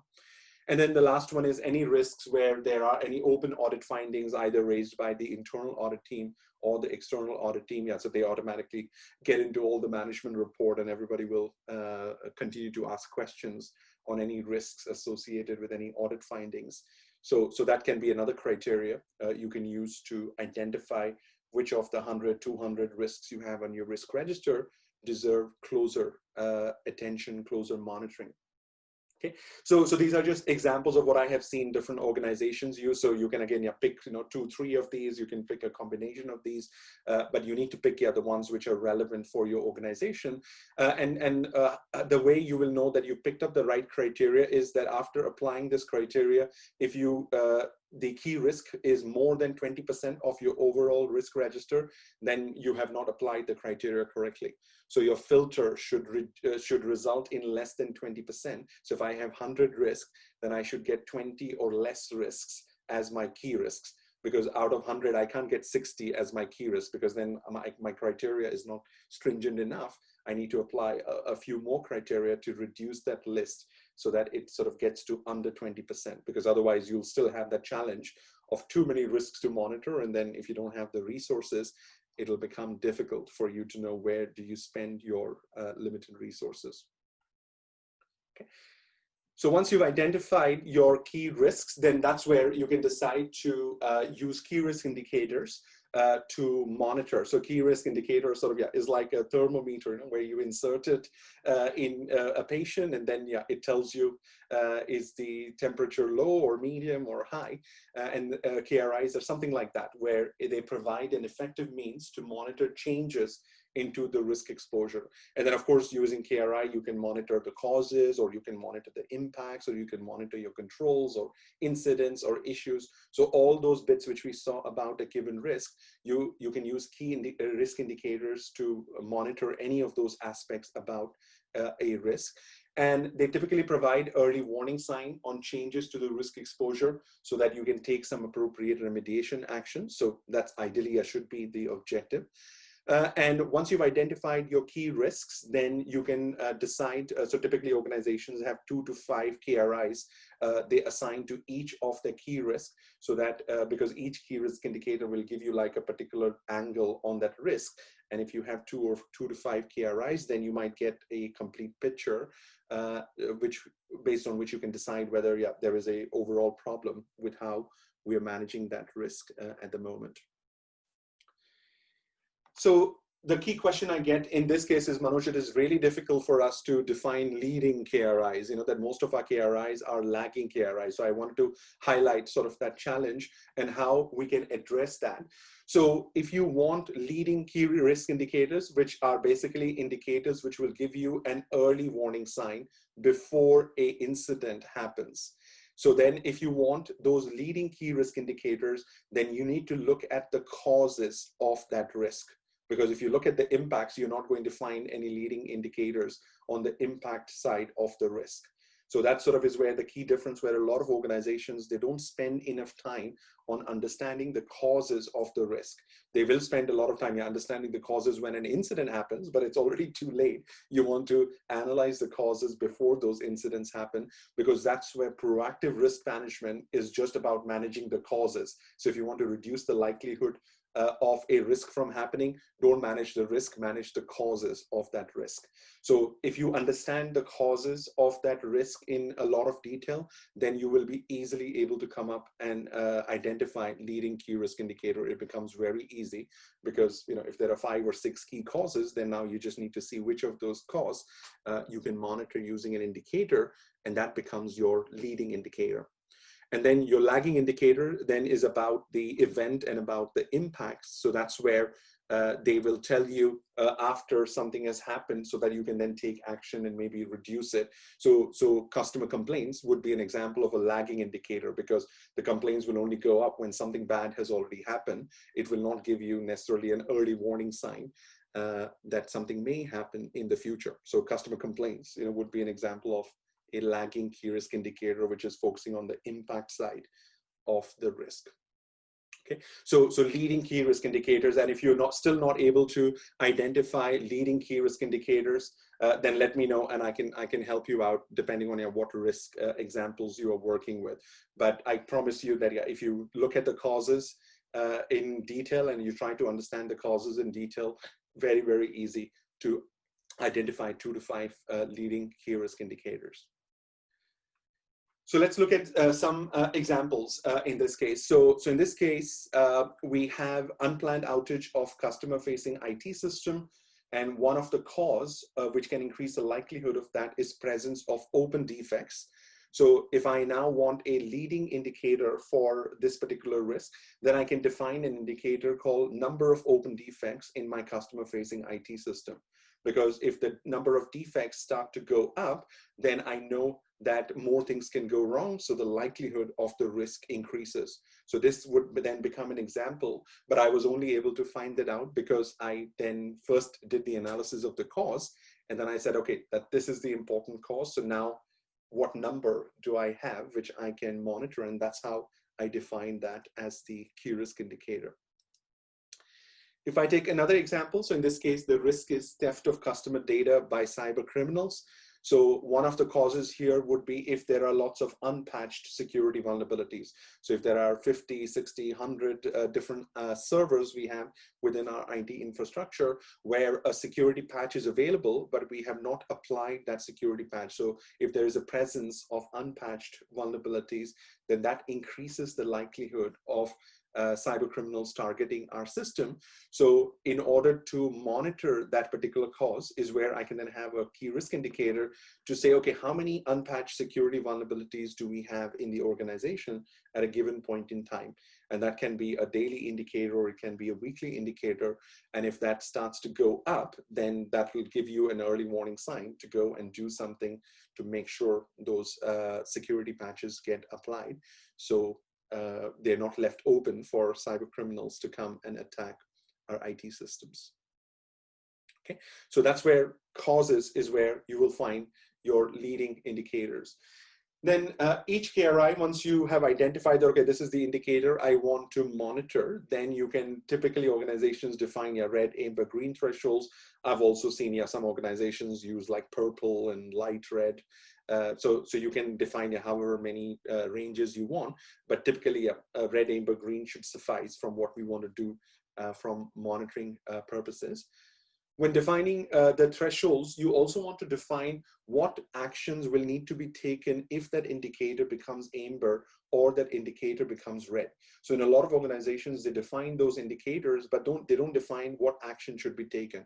So when an indicator goes amber, everybody looks at each other and says, okay, who has to do what? And or if it goes red, then they're looking at each other. So what you want to do is, as part of defining the indicators, you also want to say that, okay, if this indicator goes amber, then this person is going to do an investigation. And if an escalation is required, then they're going to escalate this to the head of the business unit, or they're going to escalate it to the risk owner. That you want to define those actions upfront. So when those indicators go amber or red, actions can be taken pretty quickly, and you're not waiting for deciding, okay, who's going to do what after those indicators go amber or red. And then one potential action, a indicator when it goes amber or red, maybe we need to go and reassess that risk, because if that indicator has gone amber or red, it's pointing to some weakness or some change in the risk exposure. So we may want to go and reassess the risk and see if the residual risk exposure information we have, is that still accurate? Is that still the most updated view of that particular risk? And in some cases, you may also want to go and reassess some of the specific controls if that indicator is pointing to weakness in a specific type of control. And then where possible, you can automate the process of updating the data for KRIs, because if you come up with, let's say, 20 risks, and if you have 5 KRIs for each, you have 100 KRIs.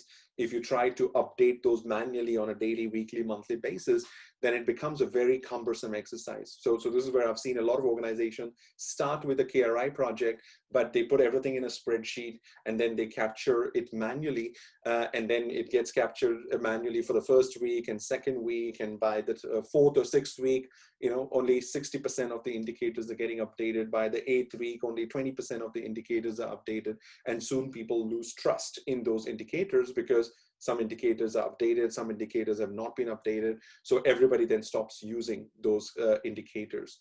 So that's where, if you go with that manual process, is where monitoring then will not be effective. And with 1,000+ risk management software out there, there is no excuse. There is a software now available for every budget, irrespective of the size of the organization. So if an organization is still using Excel for managing risk, and it will be very difficult for you to monitor your operational risks if you use Excel. Where automation is not possible, then you need to ensure that your KRIs are periodically updated at a predefined frequency. So even when you use a system, there may be some indicators where you may not have data about those indicators in an IT system. So you can't just automate the collection of that data. And if that is the case, then you just have to make sure that you keep those indicators fresh, because if those indicators don't stay fresh, then your monitoring will become less effective over a period of time. Then another question I get a lot of time is, oh, Manoj, what is the difference between key performance indicator and key risk indicator, and are they the same or are they different? So I wanted to get one slide to sort of create that separation in terms of what is a key performance indicator, which is typically referred to as KPIs, and what is a key risk indicator, which is the KRIs. So in my experience, a single indicator can be both a KPI and a KRI. And then when we've done customer engagement, we've typically found that 60% of the key performance indicator an organization may be monitoring in terms of just its normal day-to-day business reporting can also act as key risk indicators. So there's actually a big overlap between key performance indicator and key risk indicator. And the key difference when a same indicator can be both KPI or KRI, it's just the perspective, that from which perspective are you looking at that number? Because you're now trying to derive a meaning that if this number is going up, then some person may derive a completely different meaning to what a risk manager may derive if a certain number goes up. So let me give you an example of what I mean by that. So if we look at one indicator, which is, let's say, percentage of salespeople who have hit their sales target. So if we are monitoring this indicator can be a key performance indicator, because from the key performance perspective, the head of the sales team, will be monitoring that. And if more people are achieving the sales target, then that's great, from a performance perspective. And if less salespeople are achieving their sales target, then it's considered that, okay, something is not right with how our salespeople are selling our product, and then they'll go and do something about that. But that same indicator can be also perceived from a risk angle. So from a KRI perspective, you can say that, okay, if a lot of salespeople are actually hitting their sales target, that may actually indicate that they may be following some inappropriate sales practices, and that should at least trigger an investigation from the risk perspective. So it's the same indicator, the same numbers you are tracking, you're just looking at it from a different perspective. So if you treat it as a KPI, you're looking at it from, okay, what does it mean from a business performance perspective? But if you look at that indicator from a risk perspective, then you're just trying to interpret the same number, but from a risk perspective. Okay, so that sort of is the difference between your KPIs and KRIs, and generally in our experience, 60% is where we see the overlap. So you may have to still create more indicators, which are just KRIs and may not qualify as key performance indicators. Then in some organization, there's also this concept of key control indicators. So I thought, okay, we're covering KPIs, KRIs, let's also cover KCIs. So in this case, key control indicators are very simple, where they are used to monitor a specific control you have in place to manage a particular risk. And as the controls are related to the risk, a key control indicator can also be a risk indicator, because that control is ultimately in place to manage a risk. So it can be both a KCI and a KRI. But if you assign an indicator to monitor a specific control, then that's where you can call that indicator as a key control indicator. And then key control indicators for preventative controls can be leading indicators, and key control indicators for detective or responsive controls can only be lagging indicators. Yeah, so we talked about that leading, lagging. So the same concept applies in case of key control indicators also. So in this case, if you look at this example, the risk is theft of customer data by cyber criminals. Then one of the cause we have is presence of unpatched security vulnerabilities. We have implemented various controls, which is what those green rectangles are. And then one of the control we have is the patching process. So we have a process where on a daily basis, we are finding out if there are any servers which need to be patched, and then it goes and does that patching. So that would be an example of a control. So I can now have a key control indicator called number of servers that remain unpatched for more than 48 hours. Yeah, so that would be an example which will then tell me something about the effectiveness of that patching process. So if the servers are getting patched frequently, then this indicator will be low. If more servers are remaining exposed for more than 48 hours, then that will tell me that, okay, something is not right with that particular control, that we need to go and look at that control to see why so many servers are being left without patching for more than 48 hours. And then of course that key control indicator can also then be used as a risk indicator, because it's giving you a very important piece of information also about a potential change in the likelihood of that risk. Okay, so that's the key control indicator angle. So that sort of completes the internal business environment aspect I wanted to talk about. So what I want to do now is also focus on the external business environment. So while you are, sort of focusing on your strategy, your objectives, your business units, and then focusing on those key risks from a monitoring perspective, the monitoring will not be effective if you do not also adequately focus on your external business environment, because your organization is then operating in that environment, and there are a lot of things which may be happening in the external business environment which is relevant and important for how you're managing risks internally. Okay, so that sort of is what we'll look at this last section, and then we'll go into the Q&A mode. So what do you need to monitor in your external business environment? So in the external business environment, an obvious question is your external loss incidents. So if there are incidents like data breaches, IT system failures, regulatory fines for money laundering happening in other organizations, then you want to sort of identify those, learn from those incidents, so you can make sure that the same sort of mistakes and errors don't happen in your organization. So that's an obvious answer. But you want to do more, right? So there's more happening in the outside world than just external loss incidents. So that's where you want to see if there is any significant increase in certain type of operational risk topics. So one of the things where we saw a trend was a rise in the level of phishing attacks during COVID-19. So compared to the pre-COVID-19 levels, there was a significant rise in phishing attack. And I think that's happening in the external business environment. So you need to be aware that, okay, that is what is happening. So you're also prepared to deal with that inside your organization. And if you're not monitoring that, then again, you may not be aware of these things, and you'll only find out about those things once they start happening to your organization and there is an incident, and then it may be too late by that time. Similarly, if there's any significant decrease in certain type of operational risk event.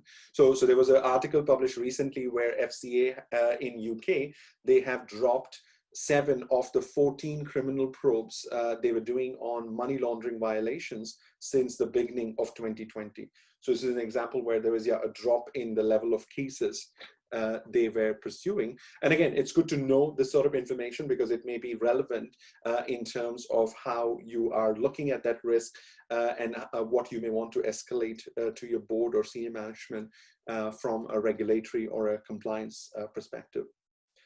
Similarly, there's a lot of emerging best practices right now on managing operational risk there, where lots of organizations are trying out lots of ideas.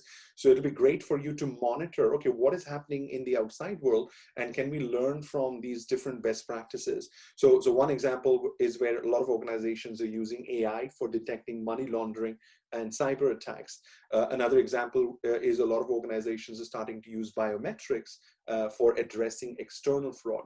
So these are examples of emerging best practices where certain organizations are starting to try these ideas, and all of this information is then available in that external media. You just need to get hold of that information, monitor that, and then make sure you're learning and utilizing that particular information. Similarly, if there are any emerging operational risks which may have to be added into your operational risk register in the near future, then you need to watch out for those.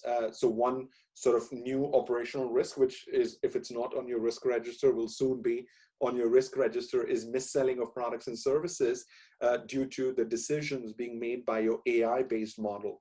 So if you have a AI-based model which is making decision on issuing mortgages or credit cards to your customers, so now there is a worry starting to emerge, saying, okay, what if the model was mis-selling, where the model was biased and it was discriminating against certain customer?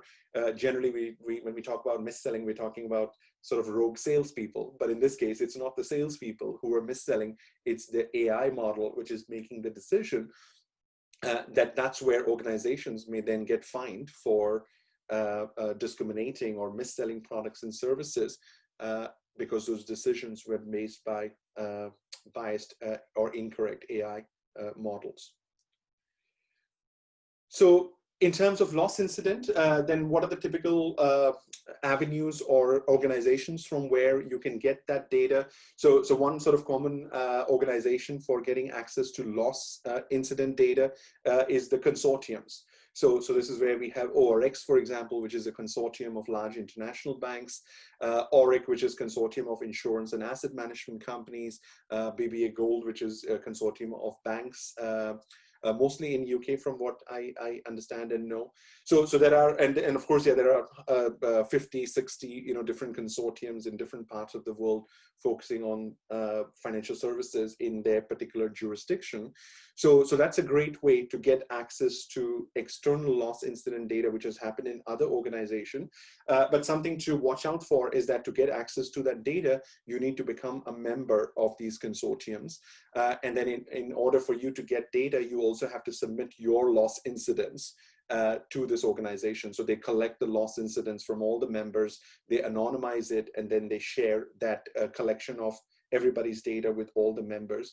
So you can look at an incident and you will know that, okay, there was a IT system disruption in January in some organization, but you won't know the name of the organization. So they're anonymized. So you're not able to identify, okay, did this happen at HSBC? Did it happen at JP Morgan? But at least you know that an incident happened and the system was down for this long, and this is how much money that organization lost, or this was a level of regulatory fine. So you get access to that type of data, which can be very helpful to see if certain type of incidents are starting to go up or starting to go down, or is the average loss amount starting to go up or starting to go down. But only members get access to that content.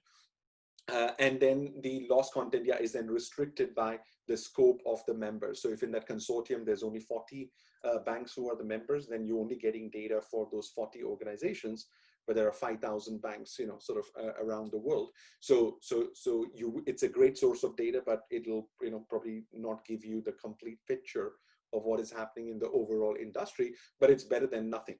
So it's definitely a good way to get access to loss incident data, if you can afford the membership fee, and if you are willing to share your loss incidents also with those consortiums. Then you have public loss databases. So these are organizations who then collect losses, and they provide those losses in a structured way, so you can look at those losses. So RiskSpotlight, we at RiskSpotlight also provide that, but IBM, SAS also provide the public loss databases. And because these are publicly available loss data information, you get access to lots of incidents as part of subscribing or accessing to these databases, and you don't need to share your loss incident. So you can get all details of all the loss incidents happening in other organization without having to share, and you don't just get information about the members of a consortium, because these databases, they cover all anything which is getting reported in the media. And this is where, if you compare the pricing of RiskSpotlight, IBM, and SAS, then we definitely have the most cost-effective, where you can get access to information about external operational risk loss incidents for £990 for 1 year, one user annual subscription. Okay, so we wanted to make sure that there was an offering which is relevant for tier 3, tier 4, and smaller banks. So only the large banks, don't benefit from this kind of loss data information. So that sort of is one way where you need to monitor what's happening in the external perspective. And then all the other topics I talked about right now, the only place where you can get access to what is increasing, what is decreasing, the emerging best practices, is through RiskSpotlight. So we haven't seen any other content provider right now who's looking at that forward-looking type of content. And that's where RiskSpotlight portal is where we have that offering, which facilitates the monitoring of what's happening on, and we monitor 126 different operational risks. And if you have not trialed RiskSpotlight portal, then that's where you can get access to a 2-month free trial from riskspotlight.com, where you can get access to all the content. So what I want to do was I wanted to quickly show what that looks like, so we can look at how you can utilize that from monitoring perspective for operational risk in your organization. So in this case, if I just log in as a normal user, so this is what the service looks like, where when you log in, you'll be able to see what news articles have been published on operational risk. So all of these will always be operational risk related articles. And then we classify each article into either a loss event. So this is what, when I was talking about that you can get access to external loss events, this is where you will be able to filter out and just look at the loss event articles, but we didn't want to restrict our content just to loss events, because loss events are backward looking. When we're doing risk assessments, when we're presenting risk reports to the committee, we also want to look forward, and that's where we specialize in that forward looking element, is where we classify those articles as emerging topics. So wherever there is some warning or something increasing or something decreasing, then we would classify those type of articles as emerging topic. Okay, so in this case, if you have this ex-Goldman banker says he won't, then you can click on the article, and then you can sort of read that article to see if the information in that article is relevant for anything you are doing in your organization. Then various individuals in your organization will be looking at different risk categories. So what we wanted to do was we wanted to give you a way to separate the data. So if I want to just information on what's happening in the world on external theft and fraud, then I can click on external theft and fraud, and then I just get the articles for that risk category. So then I don't have to worry about all the other risk categories. So you can easily separate, because all of this information, you can Google and you can get access to all of this information. It's just that, Google does not organize information by operational risks. So it becomes very difficult for the second line teams and the first line teams. If they want to know what's happening on a specific risk, then they just don't have the time to go to Google and spend a lot of time on doing searches. So that's why we created this service, so that we will find that information, we will organize that in terms of the operational risks. So you can quickly get to which operational risk you are interested in, and you can quickly find out, oh, this is what is happening on this particular operational risk. So in this case, if I expand external theft and fraud, then I can see there's a second level category where if I just want to look at fraud related data, so I can click on fraud, or I can expand fraud, and then we monitor 126 operational risks. So in this case, you can then, if you are interested in just card not present fraud, then you can click on that and you will just see the news articles related to card not present fraud. Yeah. And then you can click on any of these articles and then go and read the details around those articles. Yeah. So that's one easy way for you to quickly find out that if you were, let's say, assessing that fraud, the credit card fraud risk, that you can just look at that risk and see if any of the information here is relevant for how you are managing or assessing that risk internally. Similarly, if you want to just look at the loss events, so I can then just click on loss events and that'll just filter and it'll just show me the different type of loss events which are happening in the different parts of the world. And then you can sort of constrain this, so you can say that only show me improper business practice related losses. And then I can click on filter, and then it'll only show you news articles related to that particular category. So you can see what type of loss incidents have happened in the industry on that particular risk category. And you can narrow that down further to say that, okay, I'm only interested in what's happening in Europe. So I can click on Europe and click on filter, and then just see what's happening on improper business practices in Europe. So it gives you an easy way to monitor what's happening outside your organization, because without this, you have Google, and then it is super time consuming, and your first line users are not going to spend time trying to look for articles on the risks they are managing with the amount of time it takes on Google. Similarly, if you have the emerging topics, then I can just click on emerging topics, and then I can see that, okay, so this is where I'll find example of best practices or trends of what may happen in the near future. So those articles, sort of then can then inform you of what you may want to do also in your organization going forward. Okay. So these articles are also available here. And then you also have these different views we provide. So if you were just interested in external theft and fraud, then I can just click on external theft and fraud. And what it'll do is it'll just give you a newspaper of external theft and fraud. So you can look at what are some of the hot topics and news articles on external theft and fraud across the different parts of the world. So in this case, you can see on external theft and fraud from a global perspective, what are the news articles, what is happening in the world at the moment, what is happening in Europe on external theft and fraud. Similarly, what's happening in North America on external theft and fraud, what's happening in Asia, and then we cover all the other regions. So what's happening in Australia, New Zealand, and Africa, and Middle East, and South America. Okay. So it gives you like a quick newspaper just on external theft and fraud. So you can then open internal theft and fraud or vendor failure. You can open any particular risk category and you'll get like a newspaper, and we add new articles on a daily basis. So these articles then will be fresh, every time you log in. If there are new articles available, then you will see the new articles on that page. And then you also get a geography perspective. So if I just click on Europe, then I just get a Europe newspaper. So I can now see what is happening in Europe across the different risk categories. So what's happening in terms of external theft and fraud in Europe, what's happening on internal theft and fraud in Europe, and then what's happening on improper practices, technology failures, business process execution failures, damage to tangible, intangible assets, employment practices, vendor failures, and damages. Okay, so that allows you a quick way to see if there is any information which outside your organization which may be relevant. And typically our subscribers sort of log in a couple of times during a week, so you don't have to sort of log in every day.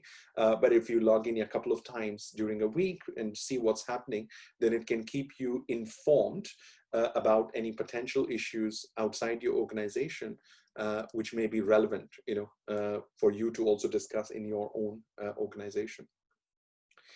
Then what we also provide is this op-risk radar. So I've talked about the radar functionality, where in this case, what we highlight is what are some of the top topics you need to be aware of in operational risk management. So if you don't have time to read all the news articles, then at least if you want to know what the hot 5 or 10 operational risk topics are, then this is what the op-risk radar is supposed to give you. So today, the topmost topic here is use of artificial intelligence for managing operational risks globally, where it is one of the themes, we are tracking one of the topics, and you can see that we have 86 articles on this particular topic. Yeah. So you can click on that 86, and then you can look at all the different examples of how all the different organizations are using artificial intelligence for managing their operational risk. And then you can try and learn from them and discuss those internally to see if that is in alignment with how your organization is also looking at artificial intelligence to manage operational risk, that you get some real life examples of that,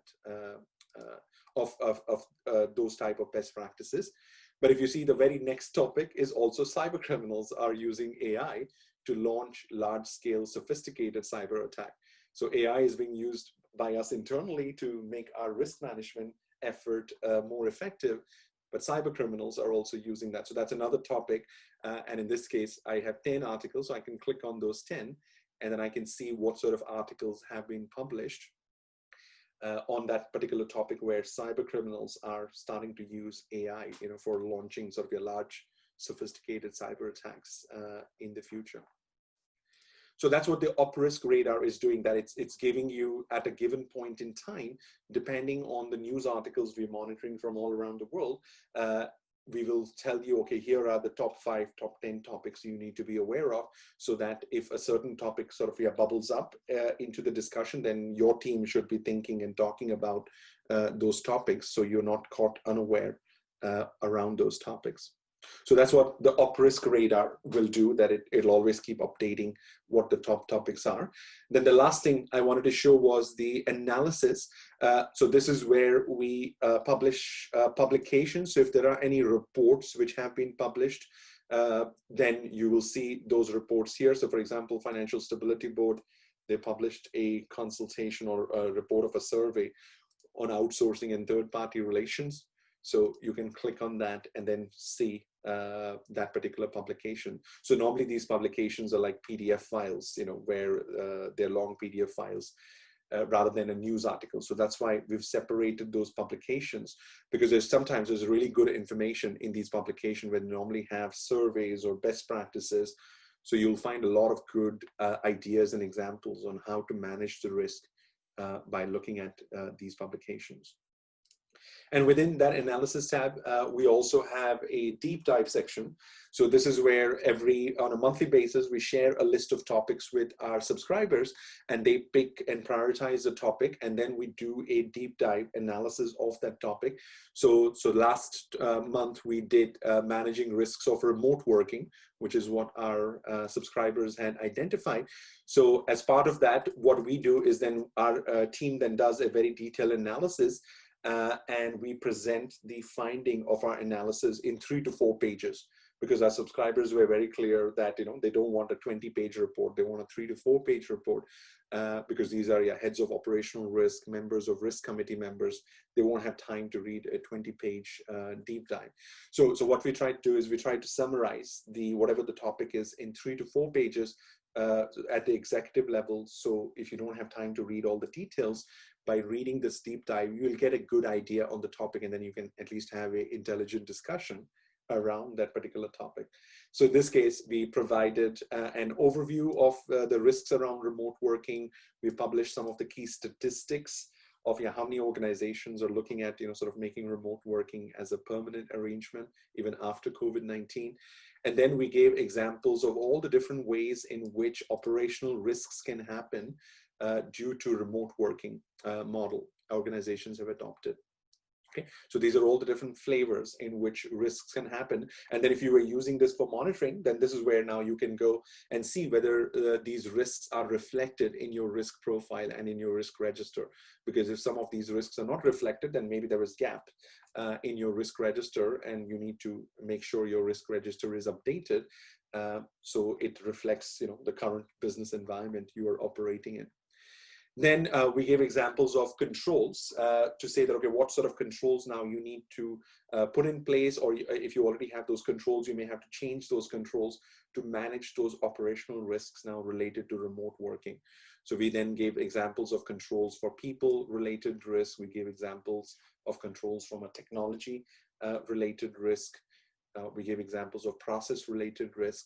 And again, from a monitoring perspective, this becomes an important tool for you to see now in response to COVID-19. If you have also implemented some new controls, you can now look at the gaps to see, okay, have you thought about these controls?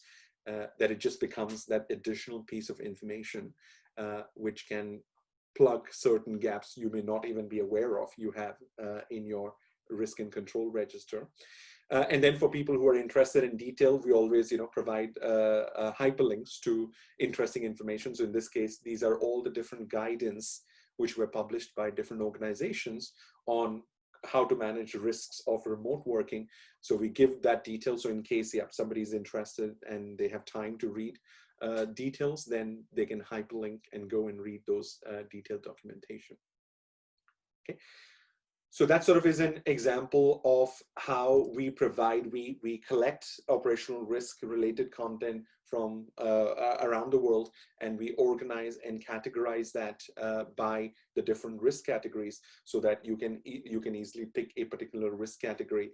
And from what we know, there is no other organization right now who provides this forward-looking content. So yes, there are a lot of organizations who provide loss event related data. You will get that, and I've highlighted the different organizations on my slides, but the forward-looking content is where there is nobody who can provide you the forward-looking content in the way we are providing, and that's what we think is really important from the monitoring perspective and from the risk assessment perspective. Okay, and just as I close, let me just give you an idea of the costs around that. So this is where you can get a 2 months free trial if you haven't already subscribed. So you can get access to all the content, try absolutely free, without, you don't have to provide any credit card details for those 2 months.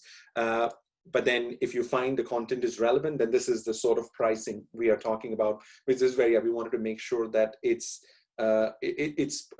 makes the content accessible to a lot of tier 3, tier 4 organizations, because the large banks, they can of course go and join all of these consortiums and get access to data. But the tier 3, tier 4, smaller banks, medium-sized banks, they may not have the resources to go and join these consortiums and buy these expensive data sources. So we wanted to make sure that we are also providing an alternative to those medium-sized small banks.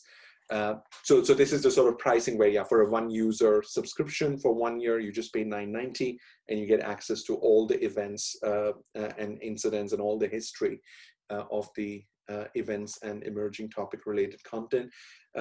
You can buy a team subscription. So if you want, various people in the second line team to monitor the different risk topics that somebody in the team can monitor, cyber risk, somebody can monitor financial crime risk, somebody can monitor people related risk.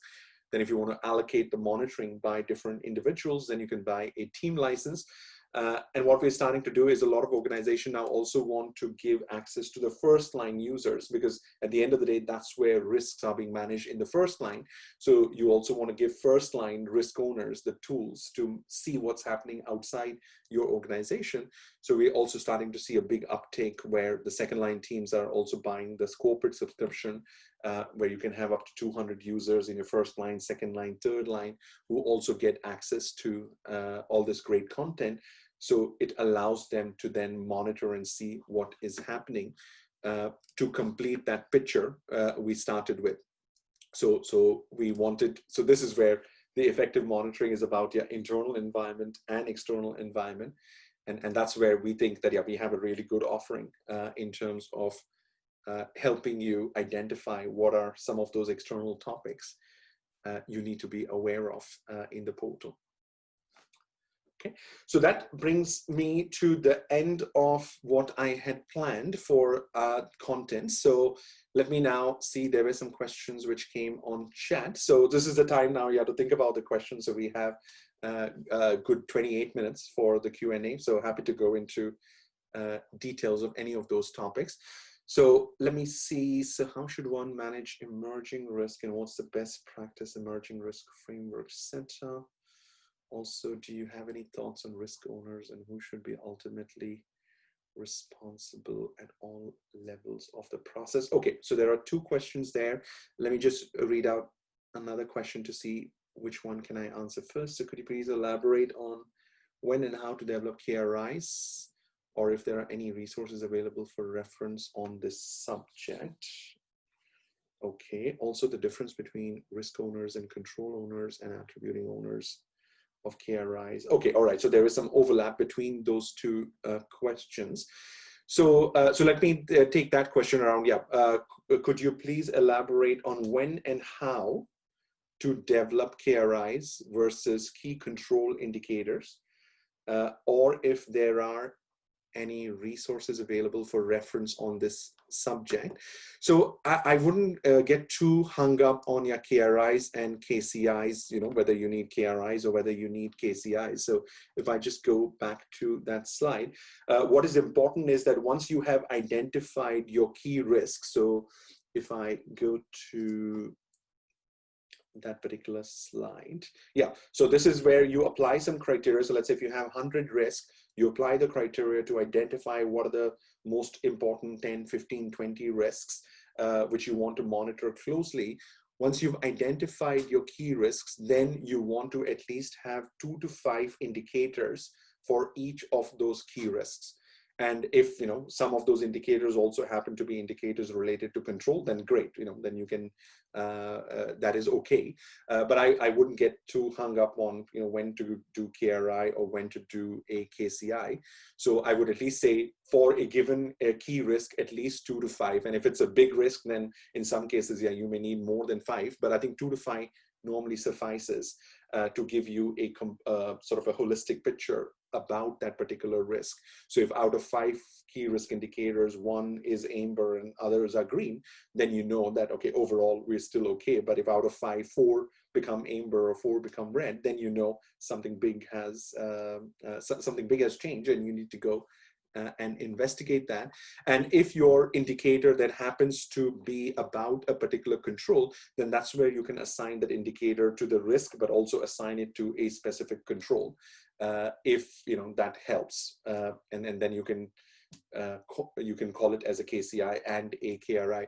But in the solution, yeah, we have made sure that, yeah, there is no confusion around this language, because this is where in some organizations people get hung up on, oh, is this a KPI or is this a KRI? Is this a KCI?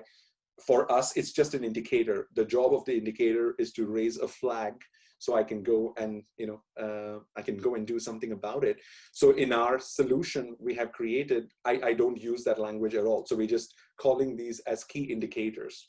And if that key indicator maps to a particular risk, so in this case, if I go into the risk management tab, if it maps to a particular risk, then okay, conceptually you can call that as a KRI, but I could equally go and map it to a particular control, and then it can become a KCI. But what you call it is not important. What is important is at least having 2 to 5 indicators for each of your key risks.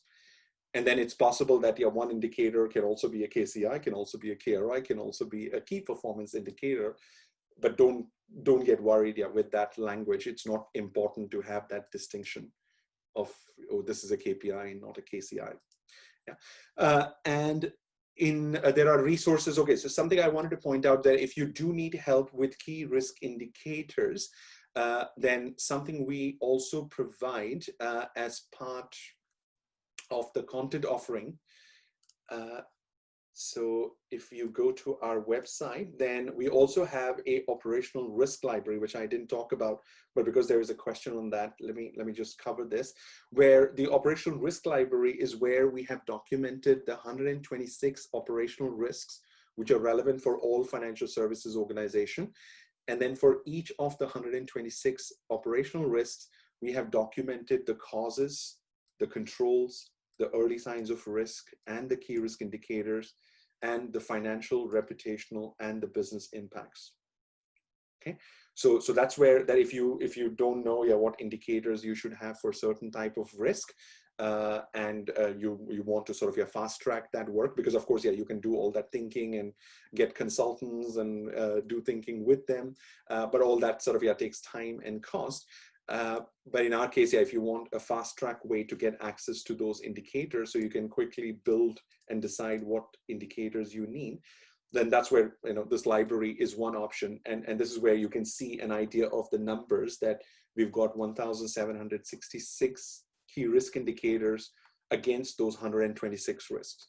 Yeah, so that gives you an example. And then of course, not all of those may be relevant for your key risks. So you'll just need to identify the key risks, and then you see which of those key risks are in our library, and then you will get a quick access to all the key risk indicators, and then you can easily pick and choose which of those key risk indicators you want to utilize in your organization. Yeah, and you can also see the pricing of that here. So for the content is available for $9,990, where you then get an Excel file, which will give you access to all the content. So that is sort of one way, easy access, and I'm sure there are other consultants, who also provide that sort of content. So that's one way. But if you have budget constraints and you're not able to go and buy that, then the easiest way is to analyze your risk and analyze the causes around the risk. So if you want to do it sort of in-house without the external help I talked about, then the process to identify good key risk indicators is spend a little bit more time on understanding the causes of your risk. And then wherever you find important causes, and if those causes can then be monitored with some data you have in some system in your organization, then that's where you will find good examples of how to create good indicators around your risk. Then I have another sort of question asked by two people in terms of risk owner and control owner.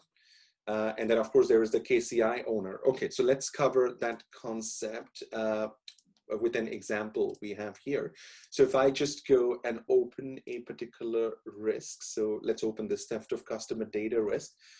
So this is what the best practice says. So we've tried to incorporate the best practice in this solution, where we're looking at one specific risk in this case. So we're looking at theft of customer data by cyber criminal, and this risk is within the retail bank, within a demo organization.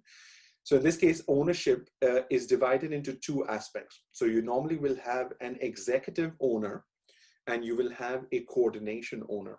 So executive owner is the senior executive who is accountable, that if something was to go wrong, if a data breach was to happen, then who is going to be accountable for that risk to the regulators, to the outside world, and to at the board level.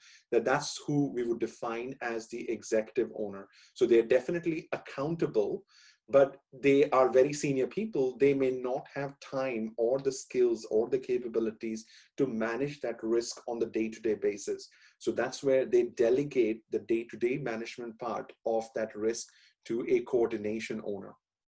So coordination owner, now they understand about the data breach risk. So the executive owner, maybe let's say the head of retail bank or CEO of retail bank for a data breach risk, but the CEO of retail bank may have no idea how to manage data breach risk. So that's where they can then delegate that to the CISO, or the CISO can delegate that to somebody within the organization, within his team, who is then responsible for the day-to-day management of that risk. So they are responsible to make sure that all the right controls are in place. They are there responsible to make sure the monitoring, the reporting, and all that is happening correctly. So that's how you divide the ownership. So there is the accountability aspect, but the people who are accountable may not have the skills and the capabilities. And if they don't have the skills and capabilities, then that gets delegated to somebody who has the skills and capabilities, but they're not accountable. So they're just managing on behalf of the executive owner. So if we go to the executive owner and we ask £100,000 to improve the controls, and we tell him or her that, okay, if you don't improve this control, there could be an incident in the next 6 months and we could lose £5 million, and the executive owner decides, yeah, fine, I don't want to invest that extra £100,000, then that's ultimately the executive owner's decision, because he's accountable then from a regulatory perspective, from SMCR perspective, from the board perspective, on what we are doing in relation to that particular risk. So coordination owner cannot make those budget decisions. Those have to be made by the executive owner. So you have that at the risk level, and then you do the same for the control levels. If I open a particular control, then I have the same separation in the control, where in this case, I have also an executive owner. So who would I go to if I needed budget for spending more money on this particular control? And again, sometimes it can be the same person as the risk executive owner. Sometimes it can be different depending on whether that control is in different part of the organization.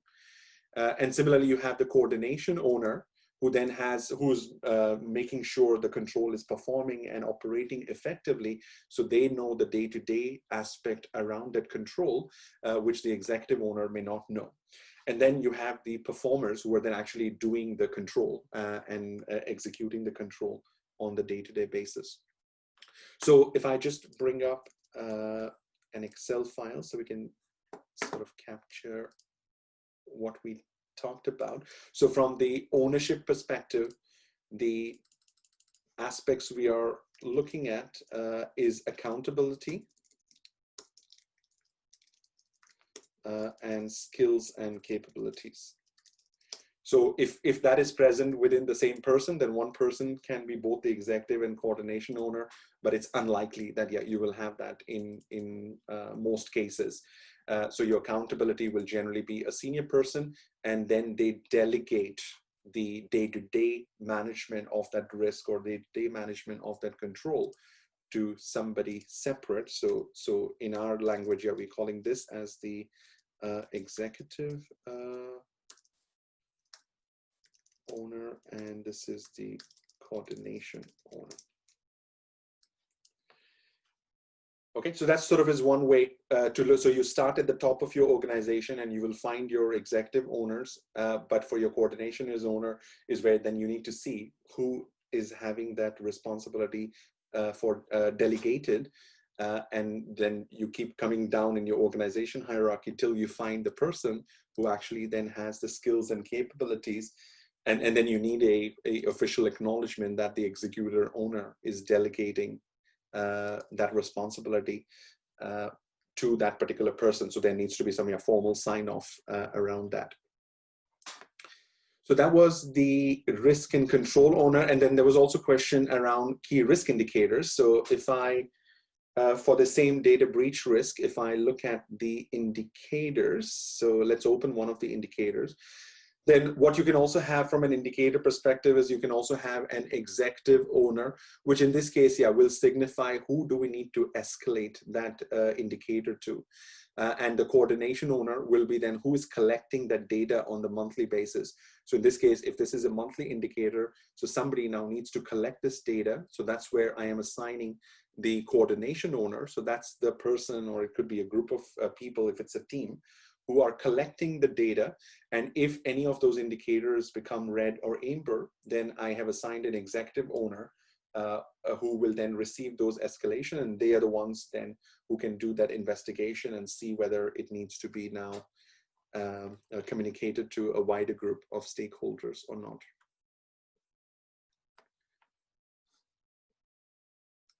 Okay, so that was that set of questions. So let me see. Should be ultimately responsible at all levels of the process. Yeah, and in terms of who is ultimately responsible, so definitely the CEO is ultimately responsible. So the CEO has the ultimate accountability, but of course the CEO doesn't have the skills and capabilities. So that's why the CEO is then delegating. You know, he may delegate technology risk to the technology team and conduct risk to the sales team. But yeah, who is ultimately accountable? It's the CEO who is ultimately accountable for all the risks. But yeah, we cannot make CEO as the owner of all the risks, because then he'll never have time to do anything about those risks on the day-to-day basis. So that's why you need that separation of, okay, who's actually doing the work. So if I need to do a risk assessment, then I go to the coordination owner. I don't go to the executive owner. Executive owner is only there for escalation. Executive owner is only there if I need more money. Then I go to the executive owner. But from the day-to-day perspective, they're not very much, they're not very involved on those particular risks. Then let me see what are the other questions we can take now. Okay, so there was a question on what happens if you have defined a threshold. So yeah, this is the indicator where we've defined a threshold and I've set a range of 0 and I've set a range of 1,000. Then what will happen if the number of customer complaints were 1,200, for example? So in this case, yeah, the solution will still send the email, but it will not be able to calculate the color as red. But it will know that if there are more than 250 complaints, then at least that escalation email will be sent to the executive owner, because the coordination owner is capturing the data. So the coordination owner will be aware of that. So it'll then get escalated to the executive owner. And then you may have to come and change that threshold, and which is, yeah, quite normal that sometimes you may not know what the maximum level is. And those thresholds then, yeah, need to be just adjusted, that, yeah, your business has grown significantly. So you have a lot more customers now. So there's a lot more customer complaints you're starting to get. Then all of these thresholds may need to be adjusted if the underlying business has changed. Yeah, but in this case, yeah, the question was, what will our solution do? So it'll still send, yeah, the right escalation emails, but it will not be able to, yeah, calculate the red color or the green color because of those minimum and maximum thresholds the way they have been defined. Then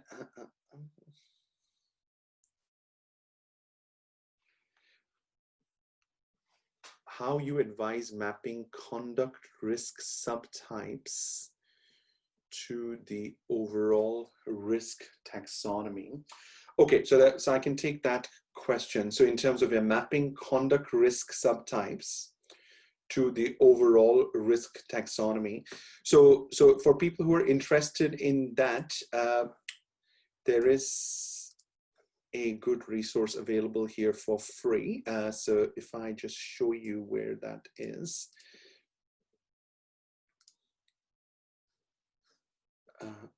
Okay, so let me just go back to RiskSpotlight. So if you go to the RiskSpotlight website and go into content and then go into library, if you click on browse, then that's where you have this option to download an Excel file, because we provide you all those 126 risks you can get for free. You can get an Excel file. So if you click on that free 126 risks, you can submit your details and then you'll get an Excel file, which will show you all those 126 risks. And the way we see conduct risk is that, yeah, because it's related to the people risk, right? So it's part of the operational risk. So in our risk categorization, what we have done is we have created a subcategory called improper business practices. So that's where what you would typically classify as conduct risk, they are present in this particular taxonomy under your operational risk hierarchy. And then we break that down into three components. So there are improper business practices which may impact customers and external markets, which is what regulators, when they're typically talking about conduct risk, that's what they're referring to. But if there are improper business practices related to competitors, then that can also be a flavor of conduct risk. And if there are improper business practices more related to internal processes where it may not impact the customers, but we are following some unethical practices, then that will go into that category. And then if I expand that, then this is where you'll be able to see the sort of conduct risks, and they are as part of the operational risk taxonomy. So you will look at the intentional mis-selling risk, for example. So if I click on that, I will be able to see all the recent news articles related to mis-selling risk. So this is one of the 126 risks we have in our risk library, because we avoided this separation, that creating a separate conduct risk library and creating a separate operational risk library, because there's so much overlap between conduct and operational risk. It doesn't make sense to have a completely separate categorization, because then you'll just have lots of duplications and it will not be effective. So in our case, yeah, the way to answer that question in short is we've created this improper business practices, which is where we then classified all the typical risks like manipulation of markets, discriminating against customer, committing fraud against the customers by the organization, conducting business activities with sanctioned organizations. So all of those typical conduct risks then are subset of the operational risks into this library. So that's very up. If your conduct risk library and operational risk library is disconnected, then yeah, that's where you may have that challenge of how do you come up with the subtype. So our answer was to create this level 1 category called improper business practices. So that becomes the home for what would typically be classified as conduct risk. Okay, so let me see. So I don't see any more questions at the moment.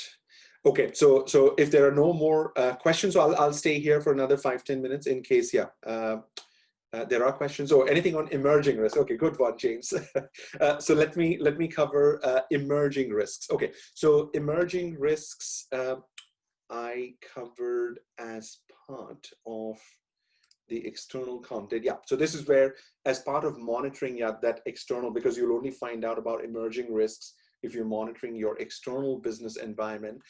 So definitely, what you need to do is you need to look at, so if you, let's say, using RiskSpotlight portal to monitor, it'll become easier for you to identify those emerging risks.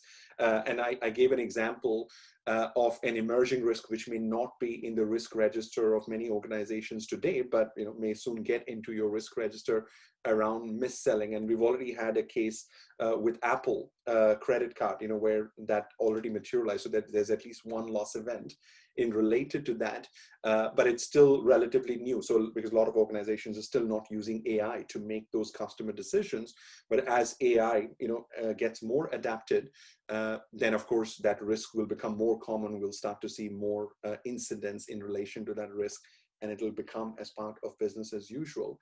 So in context of emerging risk, what most organizations do is in the second line, they set up at least a dedicated function, if not a dedicated function, a dedicated person whose job is to monitor what's happening in the outside business environment to see if there are any new risks which are not on the risk register today, but should be or may be in the coming months or years. So that's sort of from a structure perspective is what I've seen organizations do, that either set up a team if you can't afford a team, but at least have one person, and it can be their full-time responsibility, it can be their part-time responsibility, but somebody in your organization needs to look at what's happening outside your organization, because all the information is already there in the public media. So there's no shortage of information. There is just shortage of focus and whether somebody is looking at that information. So if you use something like Risk Spotlight portal, or you can use other services where you get that sort of content, you'll definitely get examples of those emerging risks. And then once you identify a particular emerging risk, then you have to have an internal process to see at what point do we add that risk into our risk register. So that becomes an important decision making, because once it goes into your risk register, it's no longer an emerging risk. It's a risk then you're now managing as part of your day-to-day business. So there may be a time period between when you identify an emerging risk, and then only after 6 months or only after 12 months, you decide that, okay, now it's significant enough for our organization also that we also need to add it on our risk register. And that's where then it just becomes a normal risk. So it's no longer an emerging risk. Once you add it to your risk register, it's just a business as usual risk. But you need, from an emerging risk perspective, the process is to scan what's happening, identify, discuss about those risks, and then at the right time, add that to the particular library. And if you look at Risk Spotlight portal, there are 4 or 5, sort of examples of risks like this, which are not in the risk register of most organizations, but will soon be in their risk register.